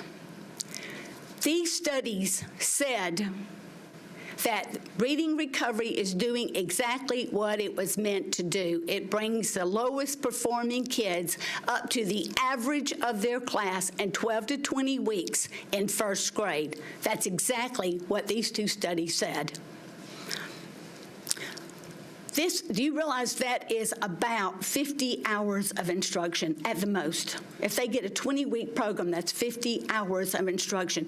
Should 50 hours of instruction get them through second grade and third grade and fourth grade? No. Reading Recovery was not intended to do that. Reading Recovery was intended to bring the lowest, the kids that would need special ed, the kids that would need to be retained, up to the average of their class in 12 to 20 weeks.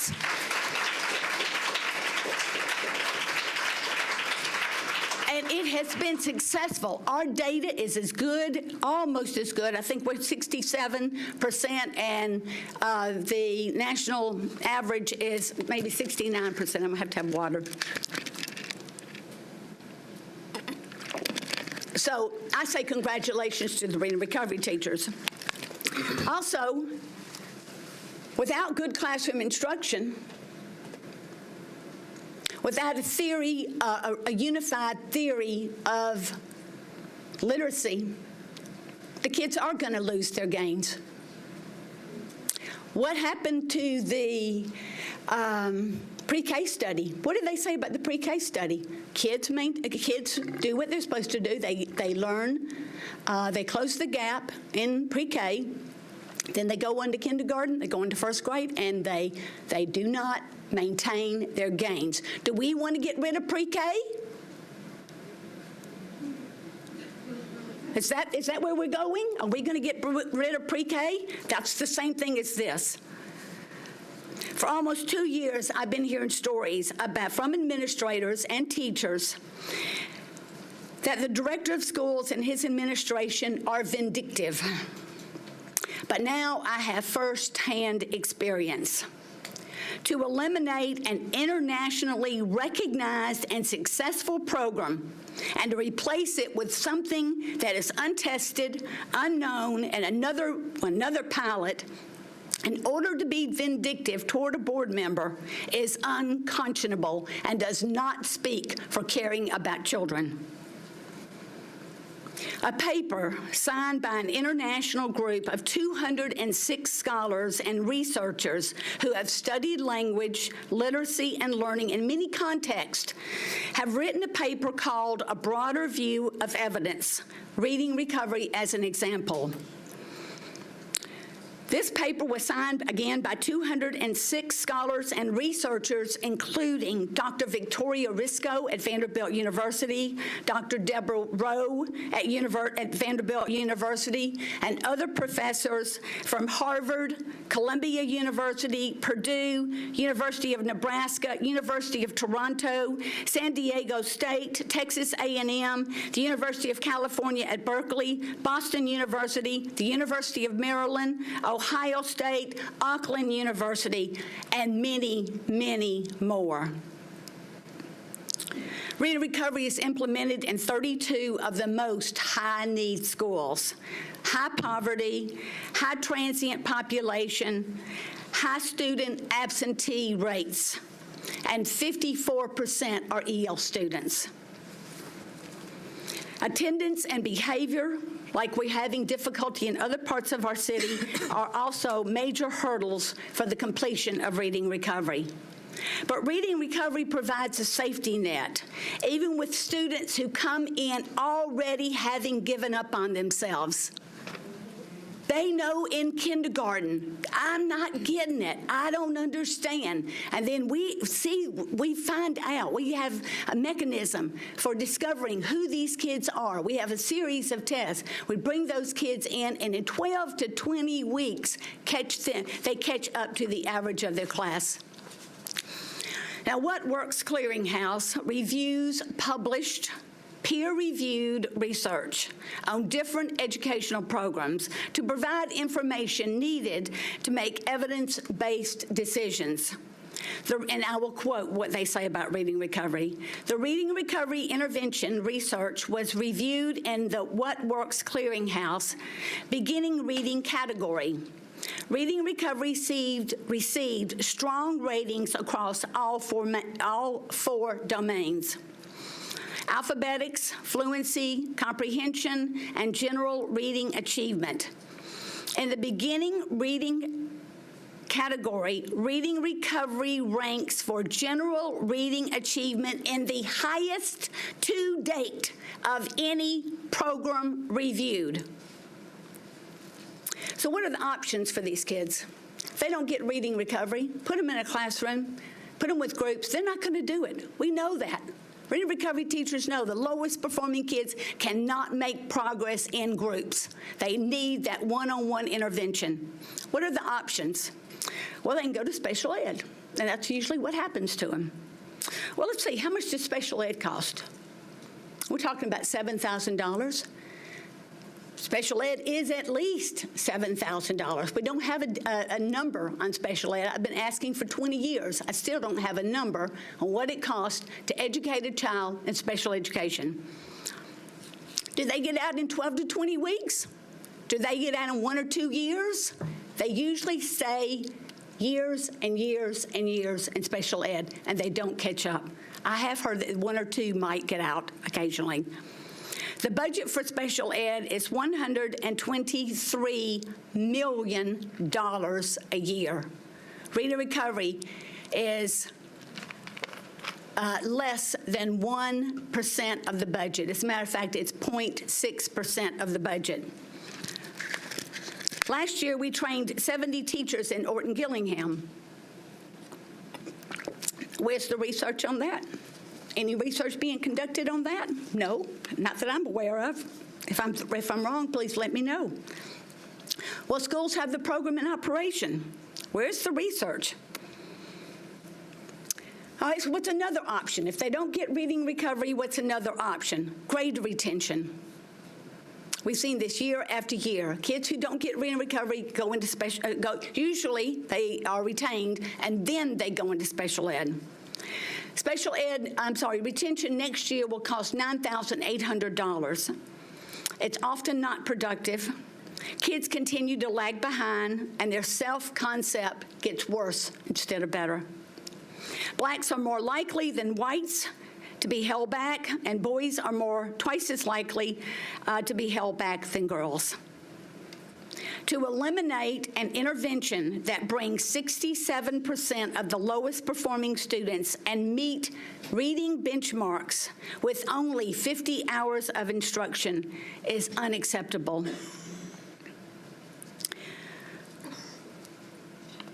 Let's think about where reading recovery is now. Let's think about Sharon Gentry's area. 6 schools in your area have reading recovery, Sharon.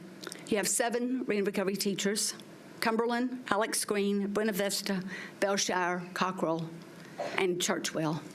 Ask them about reading recovery.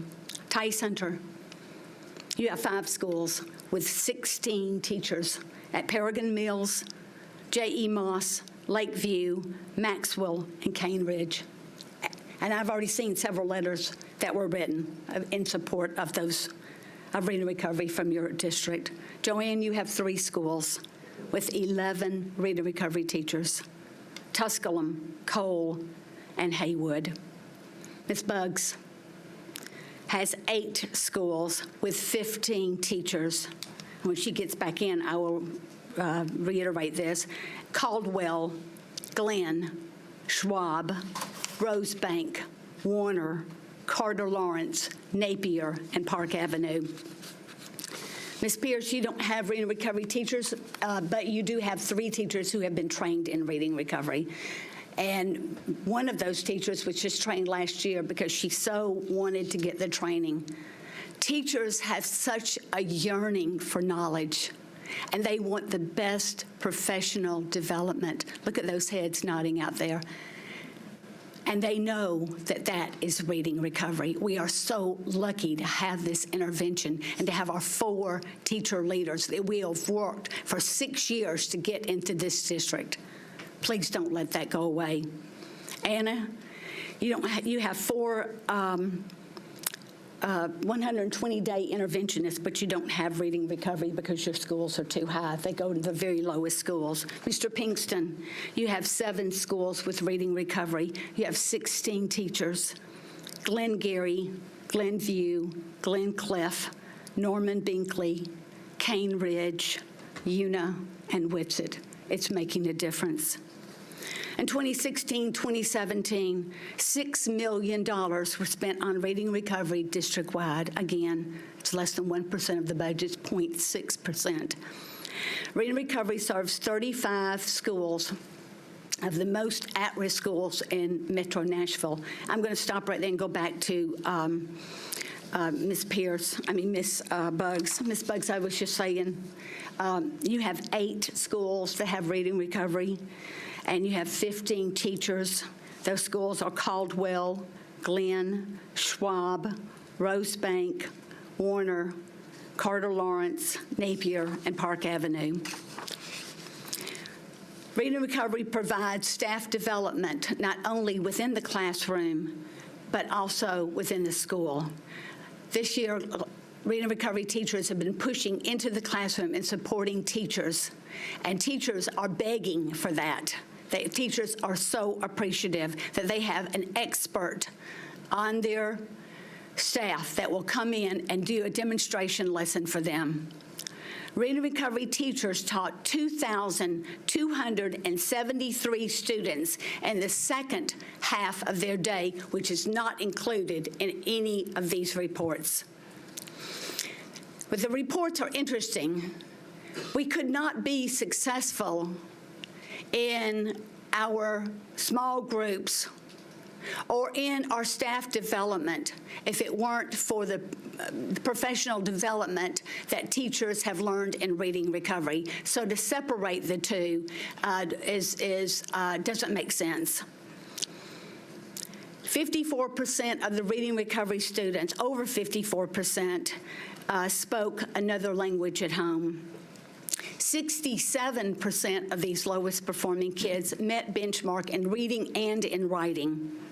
33% needed more time. They made a lot of progress, but they didn't meet benchmark, so they needed more time. All students in reading recovery made growth.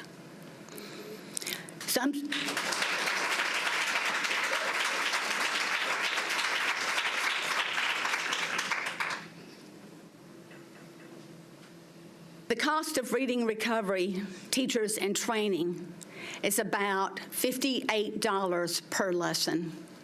And the cost of reading recovery teachers, and this is just reading recovery, not with their groups, of teachers who have already been trained is about $40 per lesson.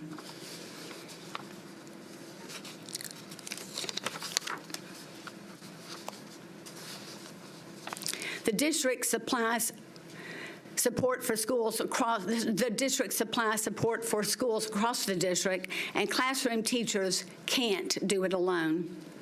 If you were listening to public comment for the past month, you heard classroom teachers, principals tell you of how important reading recovery is to the success of their schools and what a difference it made to the MAP scores.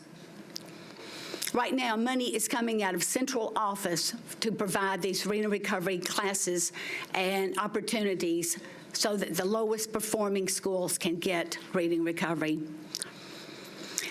There is, in the budget, there is a $30 million in contracted services. I say that we can do all of the things that we are asking for in this new budget without slashing reading recovery.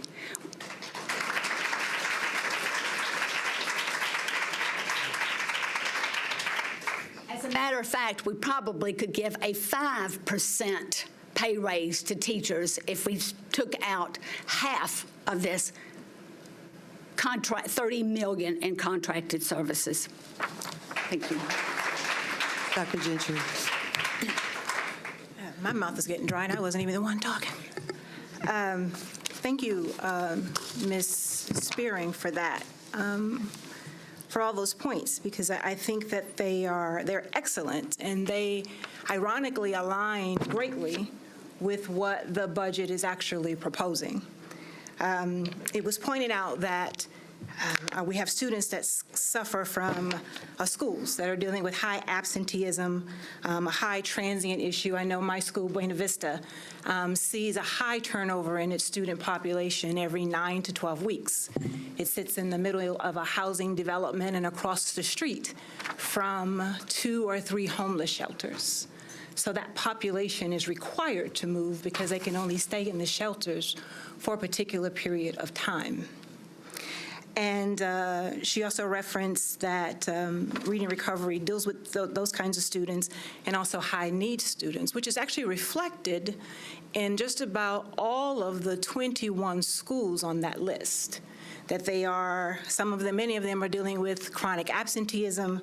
As I mentioned, Buena Vista up there, at least one of them that I know personally, dealing with a high transient issue, and many of these schools listed are high needs schools.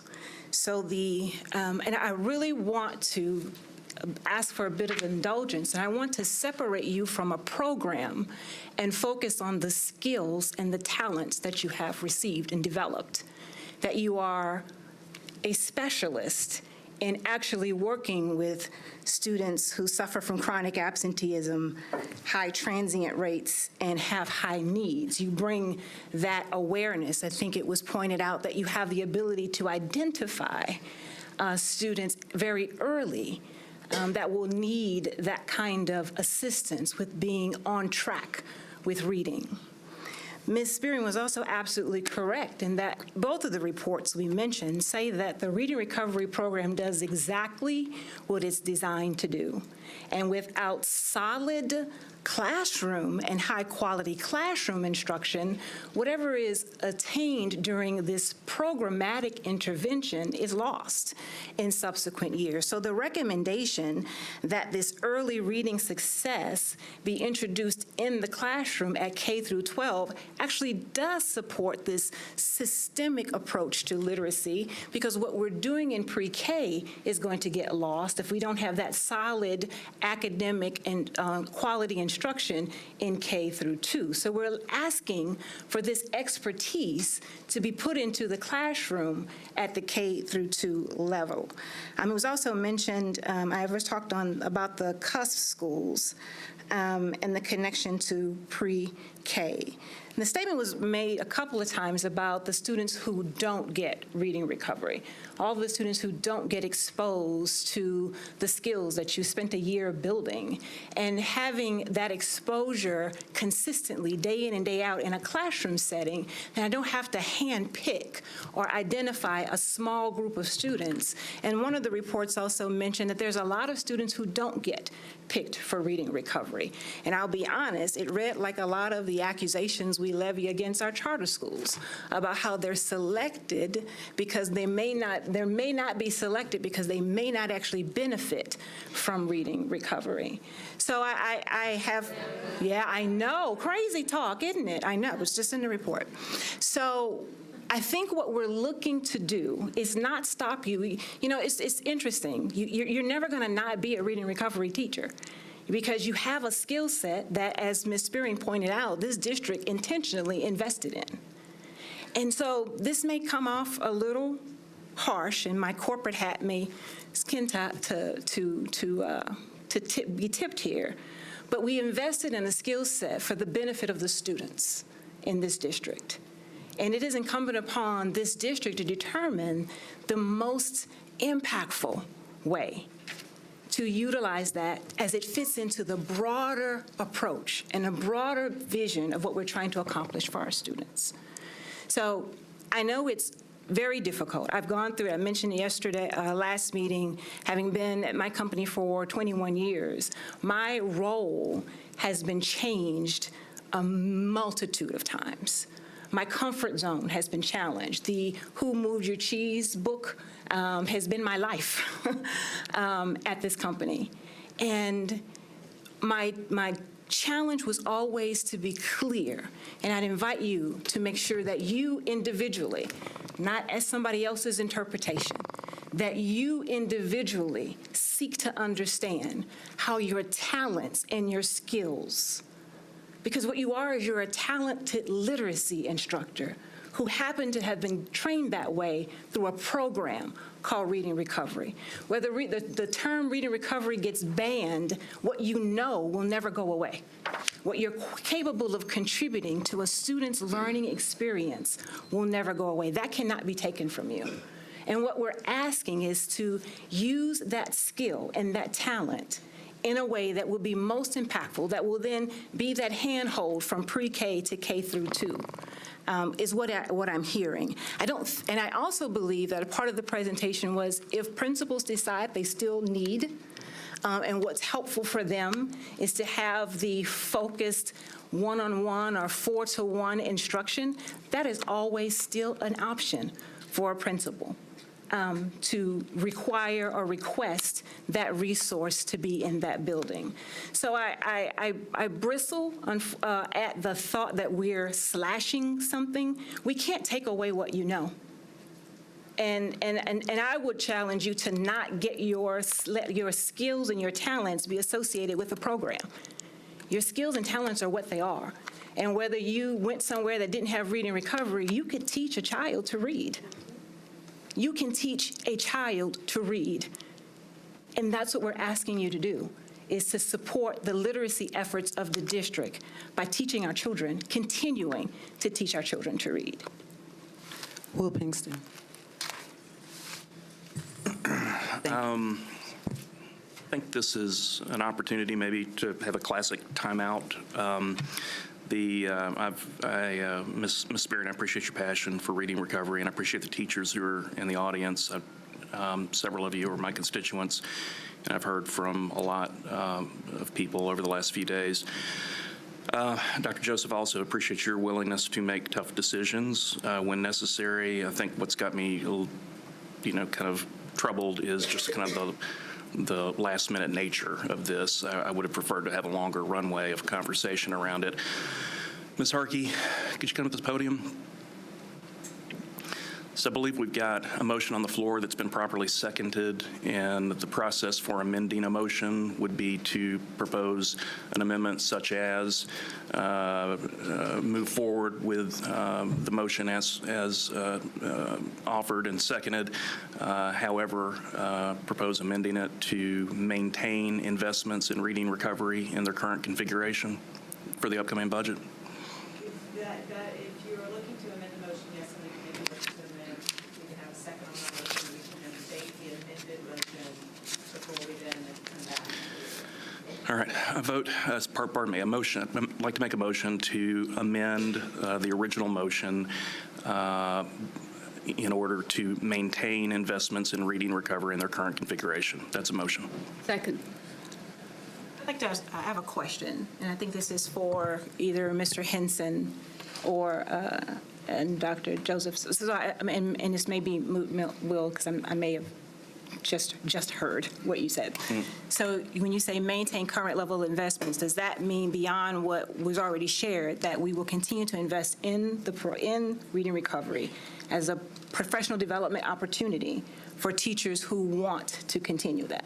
So that's still available. The intent. I'm sorry, yeah. Doctor.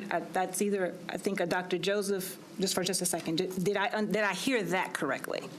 Yes, my recommendation, my proposal was to continue to invest in reading recovery training because we'd have teachers who want the skill set to be able to do it.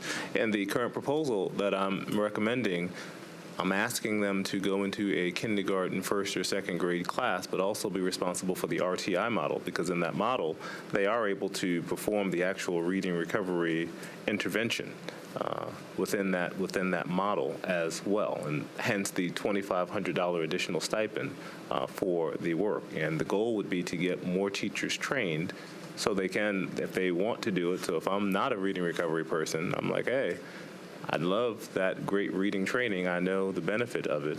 The district would pay for them to go get that training, and then if they went into a priority school, they would also be eligible for the stipend. There is no way to be able to do that. Ms. Hunter, please. Yes. Christian Bucks, please. Okay, so I have real questions about this because I looked at the report and it looks like about 1,000 students, maybe less than 1,000 students get reading recovery. I'm going to ask Dr. Paul Changas to come to the podium, or his team. And Dr. Gentry, while Dr. Changas was approaching, I think I just wanted to clarify the intent of my motion was to maintain the current level of investment in reading recovery and furthermore maintain the configuration of how those dollars are programmed. Gotcha.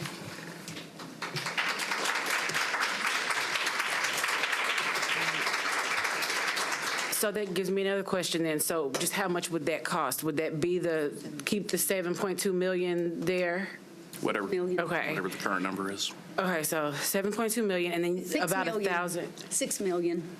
Okay, well, just based on the document, 7.2 million, but then about how many students are actually in reading recovery? Because the study says that there were 544 students that received a lesson in 2017. Is that accurate? What we had, there are different categories that we placed. We had 238 students in the first round, 127 in the second round, 117 in the third round that completed the program, which is about 370 or so that completed. We have some students who leave a reading recovery school or leave the district during that time, or do not finish before the end of the year, a small number that are in the last cohort. So are they still included in this number, though? Like, any student that got a lesson or got a bulk of the lessons from reading recovery? I guess I'm trying to make sure that when we talk about the 7 million, how many students are being impacted by that? So we've looked at cohorts over a 3-year period, and we've categorized them in different ways. Students who are discontinued, who complete the instruction and meet their grade level requirements and develop the skills that are necessary. That's the group that typically outperforms other students. Then we have other students who continue the program for, I believe, 20 weeks, who are not discontinued, and that's what our primary focus was on, the students who did stay the entire time. And we have others, though, like I said, that leave, but we focused on the continued and not discontinued students. And generally, we're talking about a few hundred students per year in those categories. And it does vary a little bit by year. We had, as I said, in the most current year, we had about 143 that were in the original group that we looked at that were completers, and we started looking. We followed the first cohort. I'm sorry, this is the first cohort. We followed them through second grade TLA assessments. We have continued to follow them since the MAP was administered, and then with the administration of 10 Ready. So there are multiple groups that are in this analysis. Hanover looked at a 2-year period, 2014-15 and 2015-16 cohorts. Okay, let me restructure some of these. I'll come back. Thank you. Yes, I do recall as a principal of Napier that we did have a reading recovery self-contained classroom. We used 2 of the reading recovery teachers who switched throughout the day. That's a model that could be used. There are many ways I'm thinking that this proposal could work because there is some flexibility. Okay, I just want to say special education is a federally mandated program. And there, you can't really compare it, Mrs. Spearing, to reading recovery. So for special education, a child has to qualify. And once they qualify, we have to give them those services. And I would really be curious as to know, because you say those students graduate from reading recovery and they do well, and you said that from special ed, they don't. First of all, there's so many more students getting special education than there are reading recovery. There is no comparison. And I would also wonder how many students who receive special education services are also receiving reading recovery services. And then for those students who aren't or don't, who have to discontinue, for students who are discontinued, I think we pay $6,000 per student, and students who don't, who have to continue, we pay $7,000 per student. So I can't help but to wonder how many of those students who have to continue are also special ed students. And I'll let Dr. Joseph speak. Yeah. One question was asked about, is this a new model? And the answer is no. Jerry Wiest, when he was superintendent in Montgomery County Public Schools, did focus on 17 schools, and he took that model from a gentleman by the name of Carl Cohen, who was in Long Beach. And what he found was that when you targeted high-quality, high-trained teachers in a concentrated set of schools, and you provided direct support and resource, you got great outcomes. Carl Cohn did it in Long Beach, and I can bring the research because there have been a number of case studies done by Harvard on what happened both in Long Beach and also in Montgomery County. He called it the Focus School Initiative that did the same thing. In both districts, they realized it was impossible to sustain the cost of reading recovery and scale it at the level that needed to be scaled. But what they did was answered the question, how do you take that highly trained person and get them touching more people in a more scalable system? So as I've talked about, I mean, everything that's been talked about today, I'm not questioning the skill set. I'm saying, again, you have great players. Maybe you need to change the system to get better outcomes, because right now we're not getting the outcome that we seek for the dollar amount. Let me finish.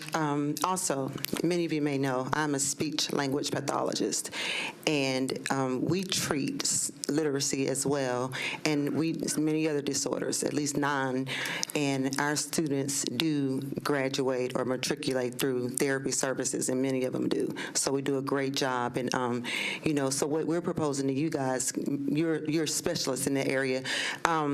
There's this swallowing approach called Lee Silverman swallowing approach. Many therapists like it. It works for many kids, but it doesn't work for all. It's just a strategy. It's just an intervention. So, and that's what I think that's the point we're trying to make as it relates to reading recovery itself. It's a program. It's a strategy. It's an intervention tool technique. And you said I was next. Okay, she wanted to speak again. I don't know if Mary wanted to have an opportunity to at least speak once. Okay, Mary. Ms. Pierce. Okay, I'm not even sure where to begin. There's been so much said. I do have a couple of questions specifically about the changes to reading recovery. And one is for the children who had been receiving the services and for the different schools that were using a reading recovery teacher.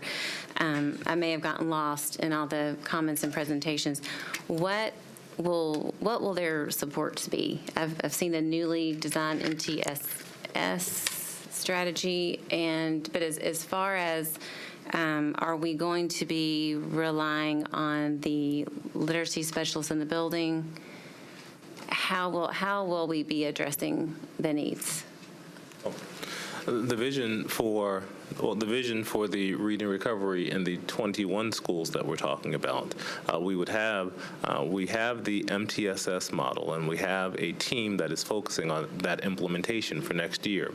We would have within those 21 schools an MTSs leadership team that the individuals would be a part of, and we would be working to look at how do we ensure that the RTI model, the MTSs model in schools is actually implemented with fidelity. You see, right now, we have huge variability and inconsistency in ensuring that we have a number of appropriate research-based interventions within schools. That work would be the priority as we move forward next year. So those teachers that are in those schools would still be able to diagnose, assess, and implement the reading recovery work to a degree, and other interventions would be needed. My advice is never to just have one intervention in a school.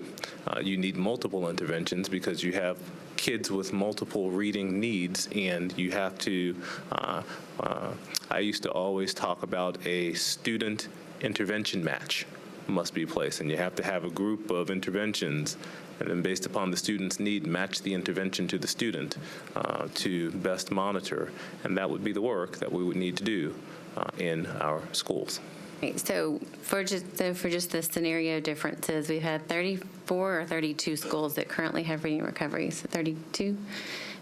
So I guess that's sort of what I'm trying to figure out is 35? 35?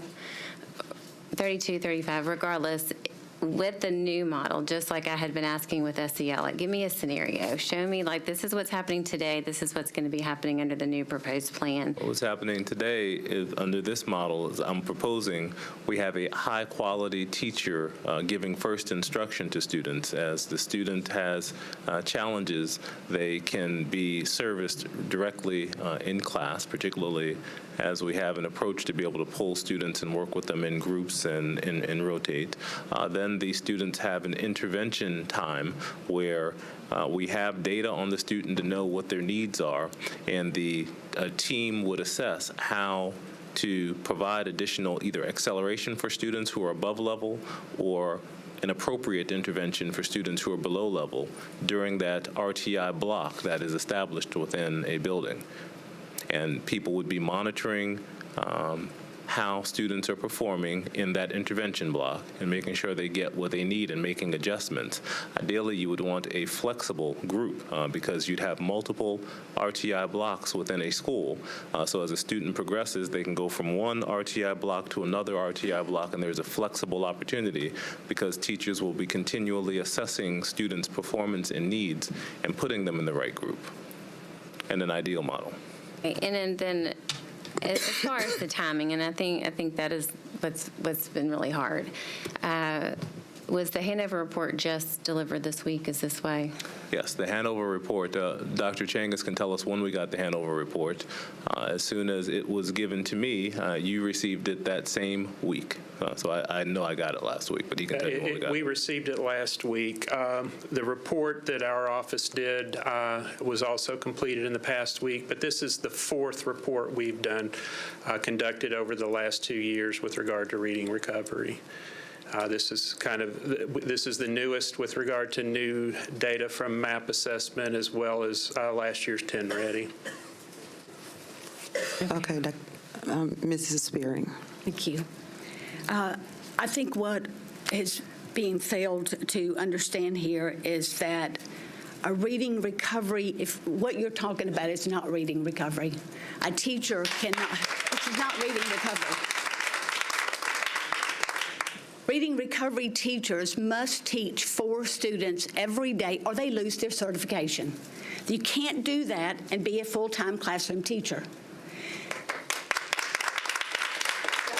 Joanne mentioned that we tried years ago having 2 reading recovery teachers to share a classroom.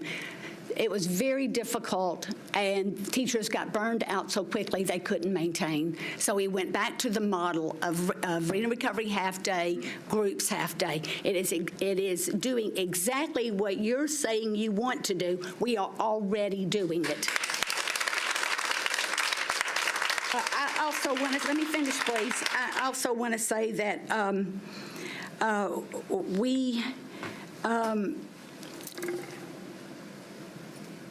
I want to renew what Will has said about renewing that motion.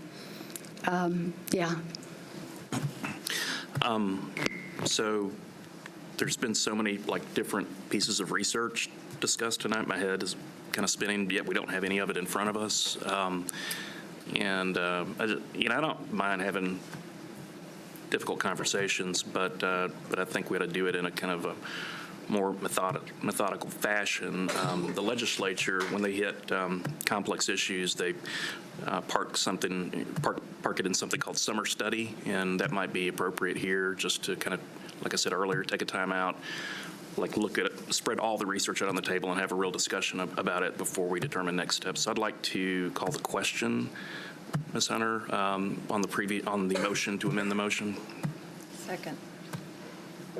Can I ask a procedural question? Oh, go ahead. We still have some discussion. Yeah, okay, so I have questions. Darky, if you can come to the mic too to help clarify our procedural.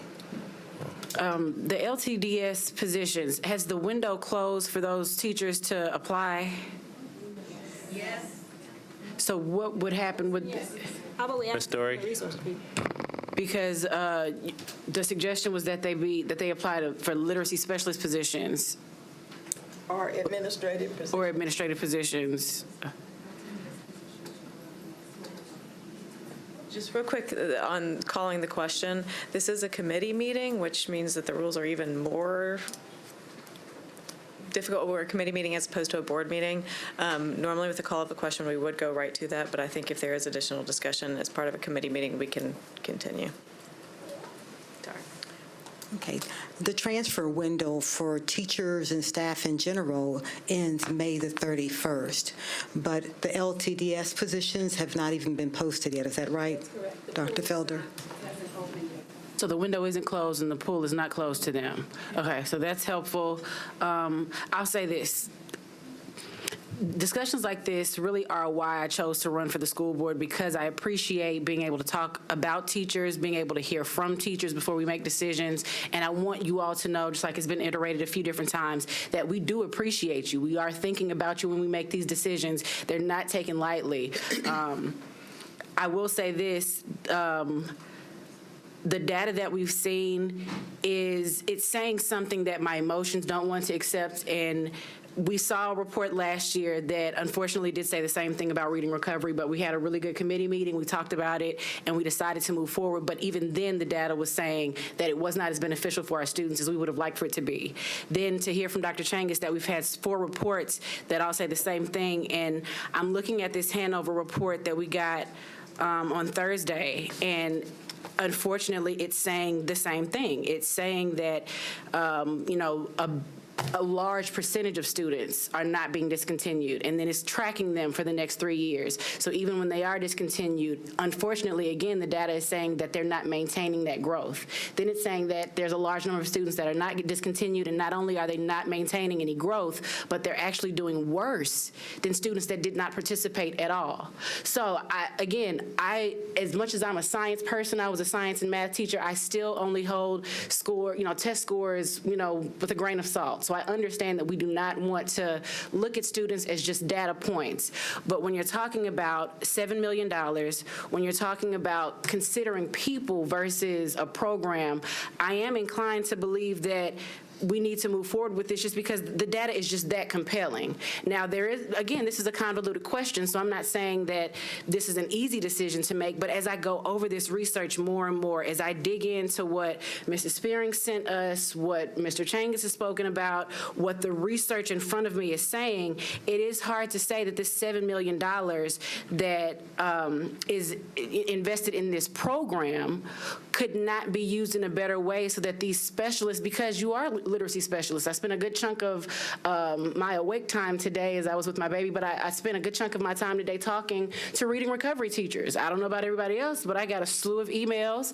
I answer my phone every time that or try to answer it every time someone calls. So I heard from reading recovery teachers, and I understand the position that you're in, but I do want you to remember that you are a specialist, and that's at least how we view you. So if we're not able to maintain reading recovery the way that it is right now, I would love for you all to stay here, to be in some of these LTDS positions, to move into administrative positions if that is your goal, to continue to work with classroom teachers, because another thing that we're hearing is that you do good work in reading recovery, and then there are teachers that you're sending your students to that are not teaching with fidelity. So they're not getting any guided reading outside of you. They're not getting any reading at home. They're not having sight words being spoken to them, especially if a big chunk of them are EL students. But again, in trying to be objective and in trying to look at the $7 million and the number of students that could be benefited by you, I can't help but hope. Sorry. No, you're fine. Recorded announcement. from you guys. I cannot help but hope that even though, unfortunately, they would lose the reading recovery certification, that knowledge would still be there, and whereas they would be touching however many students a day, they would maybe be touching just that many more, that many more students would have the benefit of the training. So, I mean, as we're talking, I'm still listening, I'm still scrolling through, but the data is just that compelling. But that was just one thing, because this budget is not just about reading recovery. It is a big chunk of it, but then I also look at, I'm sorry, I have a lot of pages that I took notes on. Can you come back to me? Does anyone else want to speak? Do I have time? Dr. Joseph. Yeah, just very briefly. It is the responsibility of the board to hold me accountable for outcomes and allow me to effectively identify which programs we should implement. And the board's focus should be on outcome, not specific program. One of the things I also wanted to note was that the way the program is currently designed and implementing, consistently we've been shown we're not getting results. I would not recommend that the board continue to invest in a program with a design that is not getting the results that we want. That, unfortunately, but it has nothing to do with, again, the quality of the teacher. I think the quality is so high, I'm willing to give a $2,500 stipend to get them in our neediest schools in a group, because I think together that collective effort can have an impact under a different system, focusing on the first instruction. So there's never been one thought in my mind that we're not doing well. I actually think reading recovery teachers are the strongest teachers that we have, and that's why I'm asking, challenging, and incentivizing them to be in our neediest schools so we can get an outcome. Yes, we'd have to do it. Yes, but do it there and teach with the first instruction is what I'd be asking, and I give you the second to do that. Then that should be an easy yes then. Mrs. Pierce. Did you want to go? Sorry, if you're first.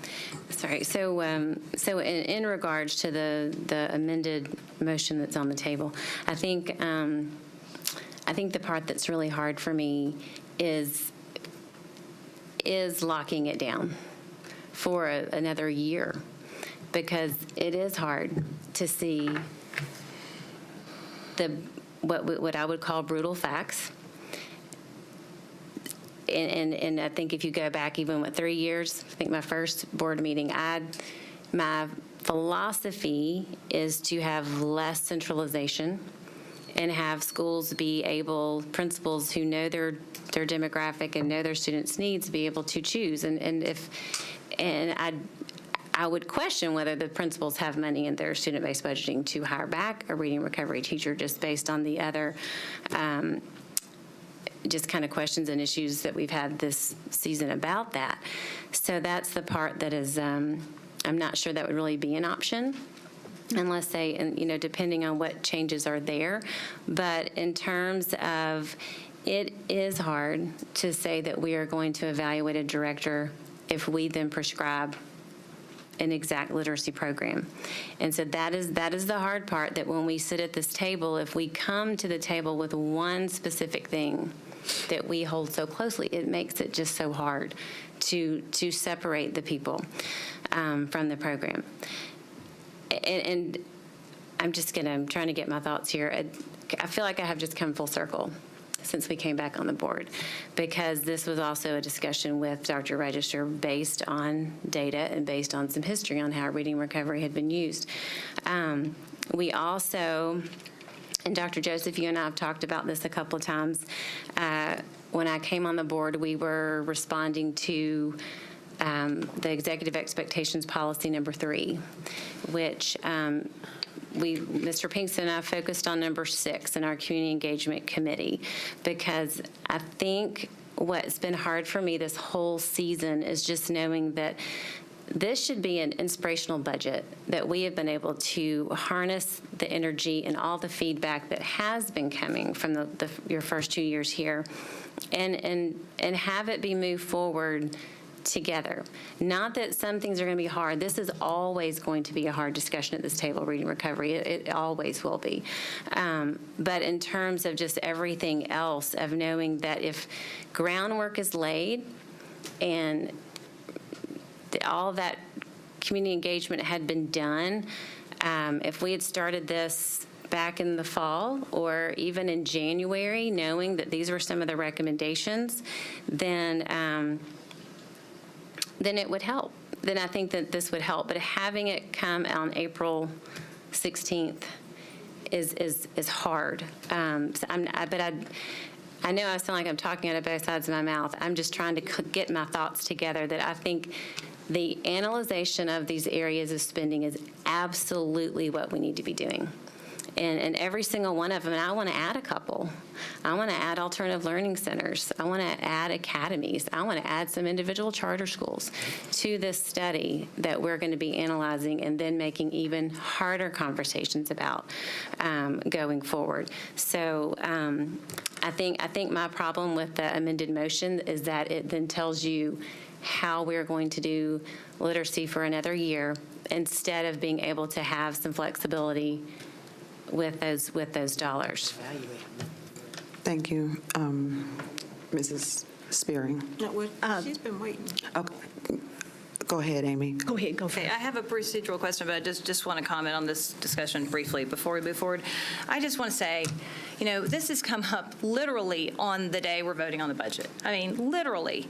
And it's so fishy. We're not looking at an overall literacy program. We're not studying other aspects of our literacy program. It's all focused on reading recovery after Ms. Spearing has asked for the audit. So I think in all fairness, we need to be looking at peer-reviewed research. I'm not sure we're getting the full picture of what reading recovery teachers do in a day and how many children they actually touch.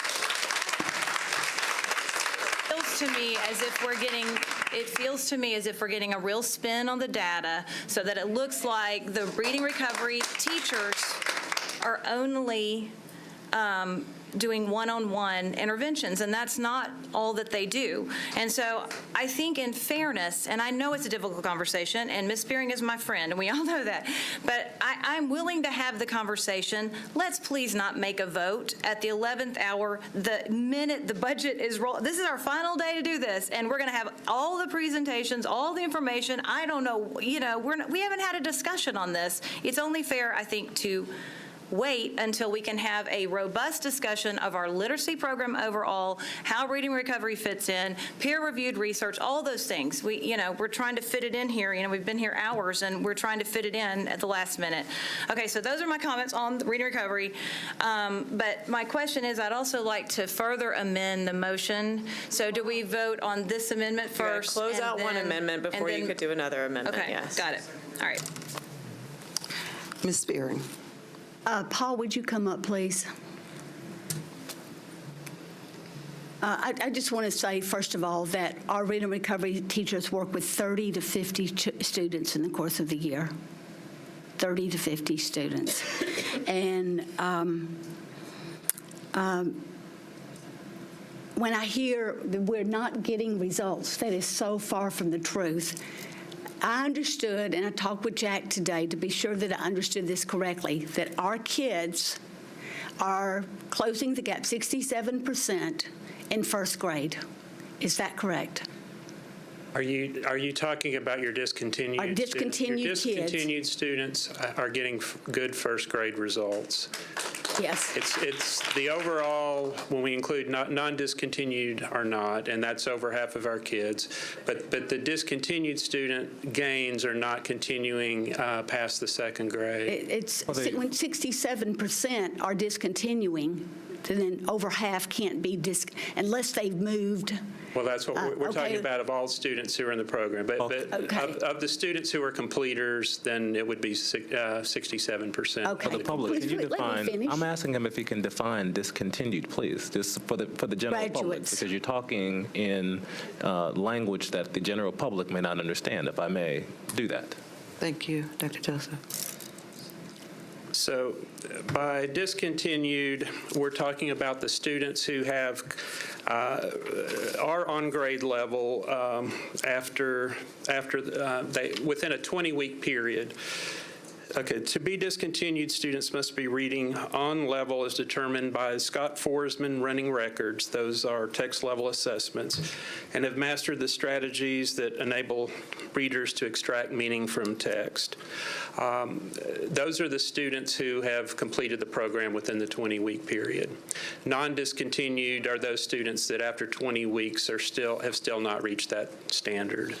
And pre-K had very similar results. Is that correct? Kids were catching up in pre-K, but they didn't maintain their gains. Is that correct? Well, there's a lot of research out on pre-K. What we're seeing from the state and the work that's going on through Vanderbilt is, yes, that we're seeing gains early on. They're not being sustained, and that's been part of the national research at this point as well. Right. So the other thing is that budgets have already been submitted to district office. So how can a principal who wants reading recovery in their school, that it's too late? Dr. Narcisse can answer that question.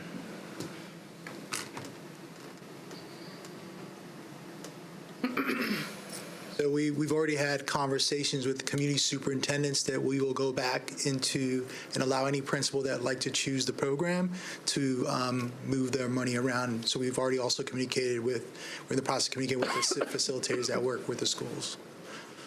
And our goal would be, if it would go through, that we would begin meeting with them tomorrow with the principals to make that announcement. And how long would they have? How long would they have to make, is it a week? How long do they have? Yeah, we can extend it. Right now, principals, they've been working throughout for a while with their SIF facilitators around their strategies. So the last budgets would not be done. Let me see, Cliver here. April 19th. Yeah, April 19th is the date. Has been when we've already started the process of actually going through to approve, but we had a conversation today that if this would happen, that we would go ahead and let them make adjustments. So, and then they could look at their strategies and those pieces. It's important for us that they're successful in the strategy that they make.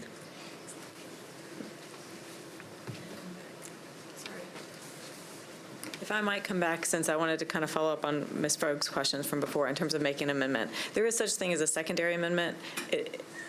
If you're wanting to amend the amendment on the floor, you could go ahead and do that as a secondary amendment. But if you're wanting to create something new, a different kind of amendment, it's usually best to wrap up what we got so we know what's on the floor. I'd just like to make one last statement.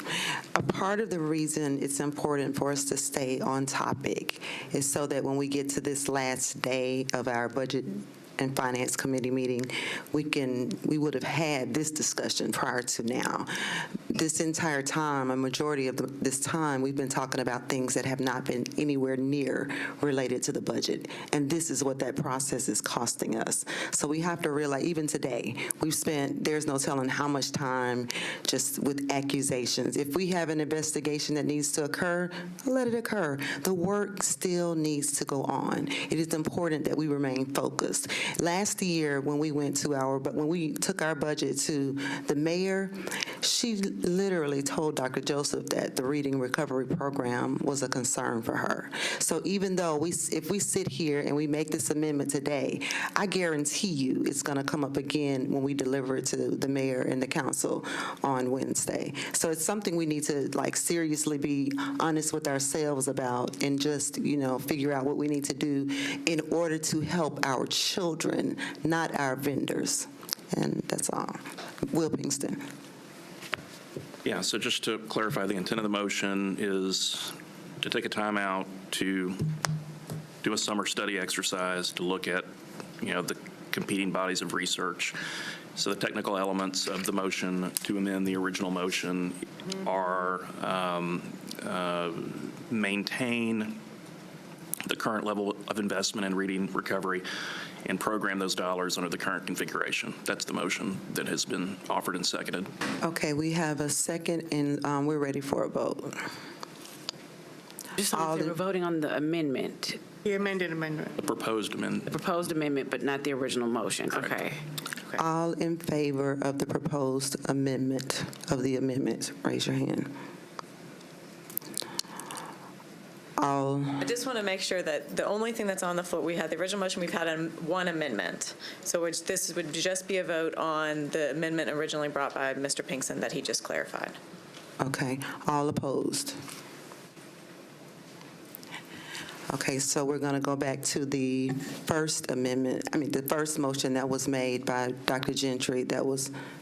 Correct, so that amendment failed. Yes, so we have to go back to the first Now one. we're back to the original motion, and if that has been seconded, so we're. Now we're ready to take a vote. Either take a vote or to have more discussion. We're ready to take a I'd like to make another amendment. Okay. In the interest of equity and fairness, I would like to amend the motion to require adherence to our salary scale in paying all employees. Dr. Gentry. Excuse me if I'm wrong, but I think those are two separate issues, and I don't know that that's an amendment to my motion. That is. If it got tacked onto my motion, I would ask for a division of the question. Okay. So the original motion was to approve. Accept the budget as recommended. And so now this amendment, I guess I'm wondering, Ms. Frog, I guess. Please say it again. Yeah, can you explain it again, how this is an amendment to that original I motion? would like to amend the budget to require adherence to the salary scale and paying all employees. We need a second. Second. Is there any discussion? Let's call for a vote. Oh, I just have a question. Okay, Mary. Could you elaborate? Yeah. This goes to comments that I made at the last meeting where we have several friends of the administration and spouses that are making extra money above other people, and I don't think it's fair, and I think it's creating culture problems in the district and divisions in the district that shouldn't be there. So, for example, Carolyn Cobbs is a principal who is friends with one of the chiefs, and she is being paid more than any other principal with less qualifications, less credentials. And I also am addressing issues like the stipend that's being paid to Ms. Gonzalez, those types of things. We also have, I can name names, I'd rather not, but we can go into a whole lot of them. But there are a lot of people who are being paid off the salary scale, and they have relationships with the administration. Okay. And so we have some inaccurate statement, but I just want to. Do you want me to name names? I'll be happy to name names. Why don't I go ahead and do this for Carolyn Cobbs since you put her out there. Carolyn Cobbs has 14 years experience as a principal. She's turned around 2 elementary schools and worked as a middle school principal. She was an area superintendent in the Denver Public Schools, in addition to being the head of literacy at the school. She's at Cumberland, which was one of our lowest performing schools, and we searched for someone extraordinary to be there, and she fit that bill. I do have the authority, when necessary, when you have a school that was, I believe, at 2% performance with lots of turnover, to have an exceptional person. And if there is somebody in this district that has 14 years experience as a principal in 3 schools, as well as being a principal supervisor in a large urban district and being in charge of elementary literacy, let them stand up and I will give them that salary if they want to go to one of these schools. I would like to respond. This is a principal who does not have her doctorate. We are paying half the cost to get her doctorate, and she is making more than any other veteran principal in the elementary schools in our district who have doctorates, and I don't think that's fair, and she has a relationship with one of our lead administrators. So I'm asking that we are fair to all employees and pay everyone fairly according to the salary scale. And I would ask you once again to be careful about making assumptions about people's relationships, because it's not appropriate. It's just not appropriate. It's not respectful, and it's not how we should do business from this board floor. And can I just say, I'm sorry, okay. if you don't mind, Madam Chair. Oh, go ahead, Howard. I'm trying to figure out how best to kind of go about this procedurally. I hear the amendment, and I was trying to see how it was really related to the budget question. And so I'm going to kind of, I don't know whether or not it is related to the budget question or not. Does this budget not contemplate specific salaries for employees? I guess that's the question. Salaries are set. So that we can't come here at a budget meeting and just change people's salaries. I'm wondering if That's the discussion a huge isn't more part of the HR policies or the pay plan. So when we set salary, so we approve the expenditures of the district through the budget. So are the salaries entirely separate from the budget? What do we have budgeted in the budget for specific salaries? Is that just, because I know that we have the salaries of the director and the chiefs in the budget, for example. Do we not have other salaries in the budget? I guess that's the question. We do have, are the specific salaries in the budget actually based on our pay plan or based on specific individuals that we have? Typically based on the specific individual. Okay. You can identify. Okay. So my understanding from administration is that there are some salaries included in the budget. Yes. So could I actually make a motion to cut salaries today? Just since we're having so much fun. What I'm saying is, you just don't ever know. Like, we can't keep engaging. Here again, we have a special call meeting after this one.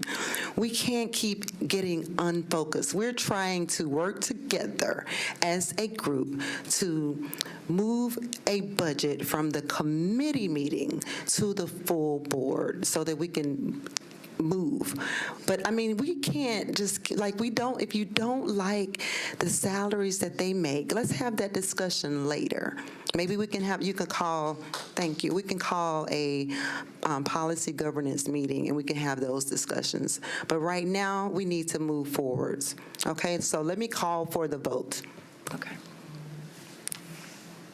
And I want to make clear that at this point, since there was a motion and a second, I know it's a little convoluted at this point, since there was a motion, an amendment, and a second, we need to at least in some way wrap that up. So if we're voting, it would be voting on the amendment as proposed by Ms. Frogue. Okay, we're voting on the amendment as proposed by Ms. Frogue. To require adherence to our salary scale and paying all employees. Okay. The motion has been made, properly second. Call for a vote. All in favor of Mrs. Frogue's amendment, raise your hand. All opposed. Okay. If I speak, yes, some discussion. So I can just accept that if it's not tweeted out or put on Facebook or otherwise mentioned outside of this, that it just didn't happen on the board floor. But I would be remiss if I didn't at least mention this thought that I had for future consideration.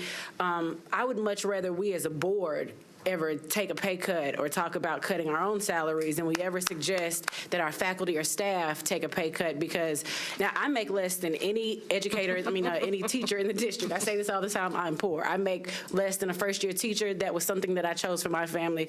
So every dollar that comes into my house, I need. I'm going to be paying more for childcare than even our ELCs. The people that pay at the top of the salary scale will be paying for the ELCs in our district. So I understand it, but I don't think we could ever say, as much hard work as we do for this district, that what we do compares to what the teachers, what the bus drivers, what the custodial staff, what our administrators, what our director, what anyone else does. So whenever we bring these up, I thought about it the other day. We should be the ones that are talking about our own pay cuts before we ever mention that to anybody sitting out there. I just had to say it because we were just saying a bunch of stuff. So. And Mr. Pinkston. I'd like to call the question on the original motion, please.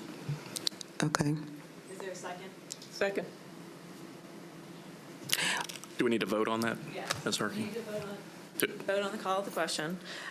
Needs a 2/3 to pass. And this essentially would end debate and move on to a Correct. formal Take vote. it to the motion on the floor and have a vote. Okay, so we have had the amendment properly seconded. This is just the call of the question, so you're just voting on whether to call the question. Okay, yes. Wait, we're voting to vote? If you're in By favor. show of hands, Yeah. who's ready? All in favor of calling for the question, raise your hands. Calling for the, okay. Thank you. Now, so do I have to call for the question again, or no? No, Just no, so now okay, you're back motion to the has been- original motion. You're ready to vote on the Okay. original motion to approve the budget as recommended. She wants to say something else. Is it okay?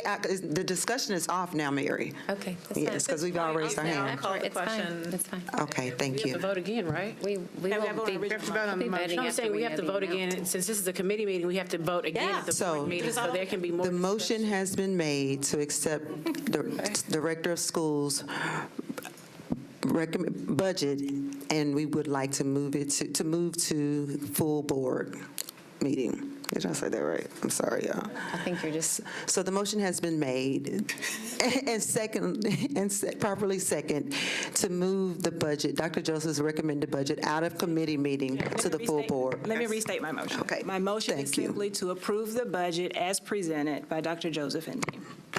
Thank you, and it has been properly seconded.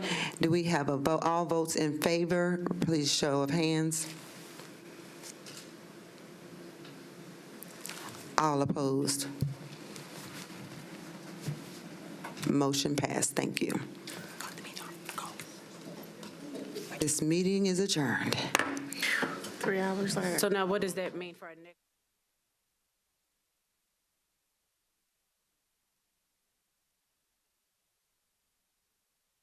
Service of the Metro Nashville Network. If you would like to see this presentation again, or for more information about this and other programs, visit nashville.gov.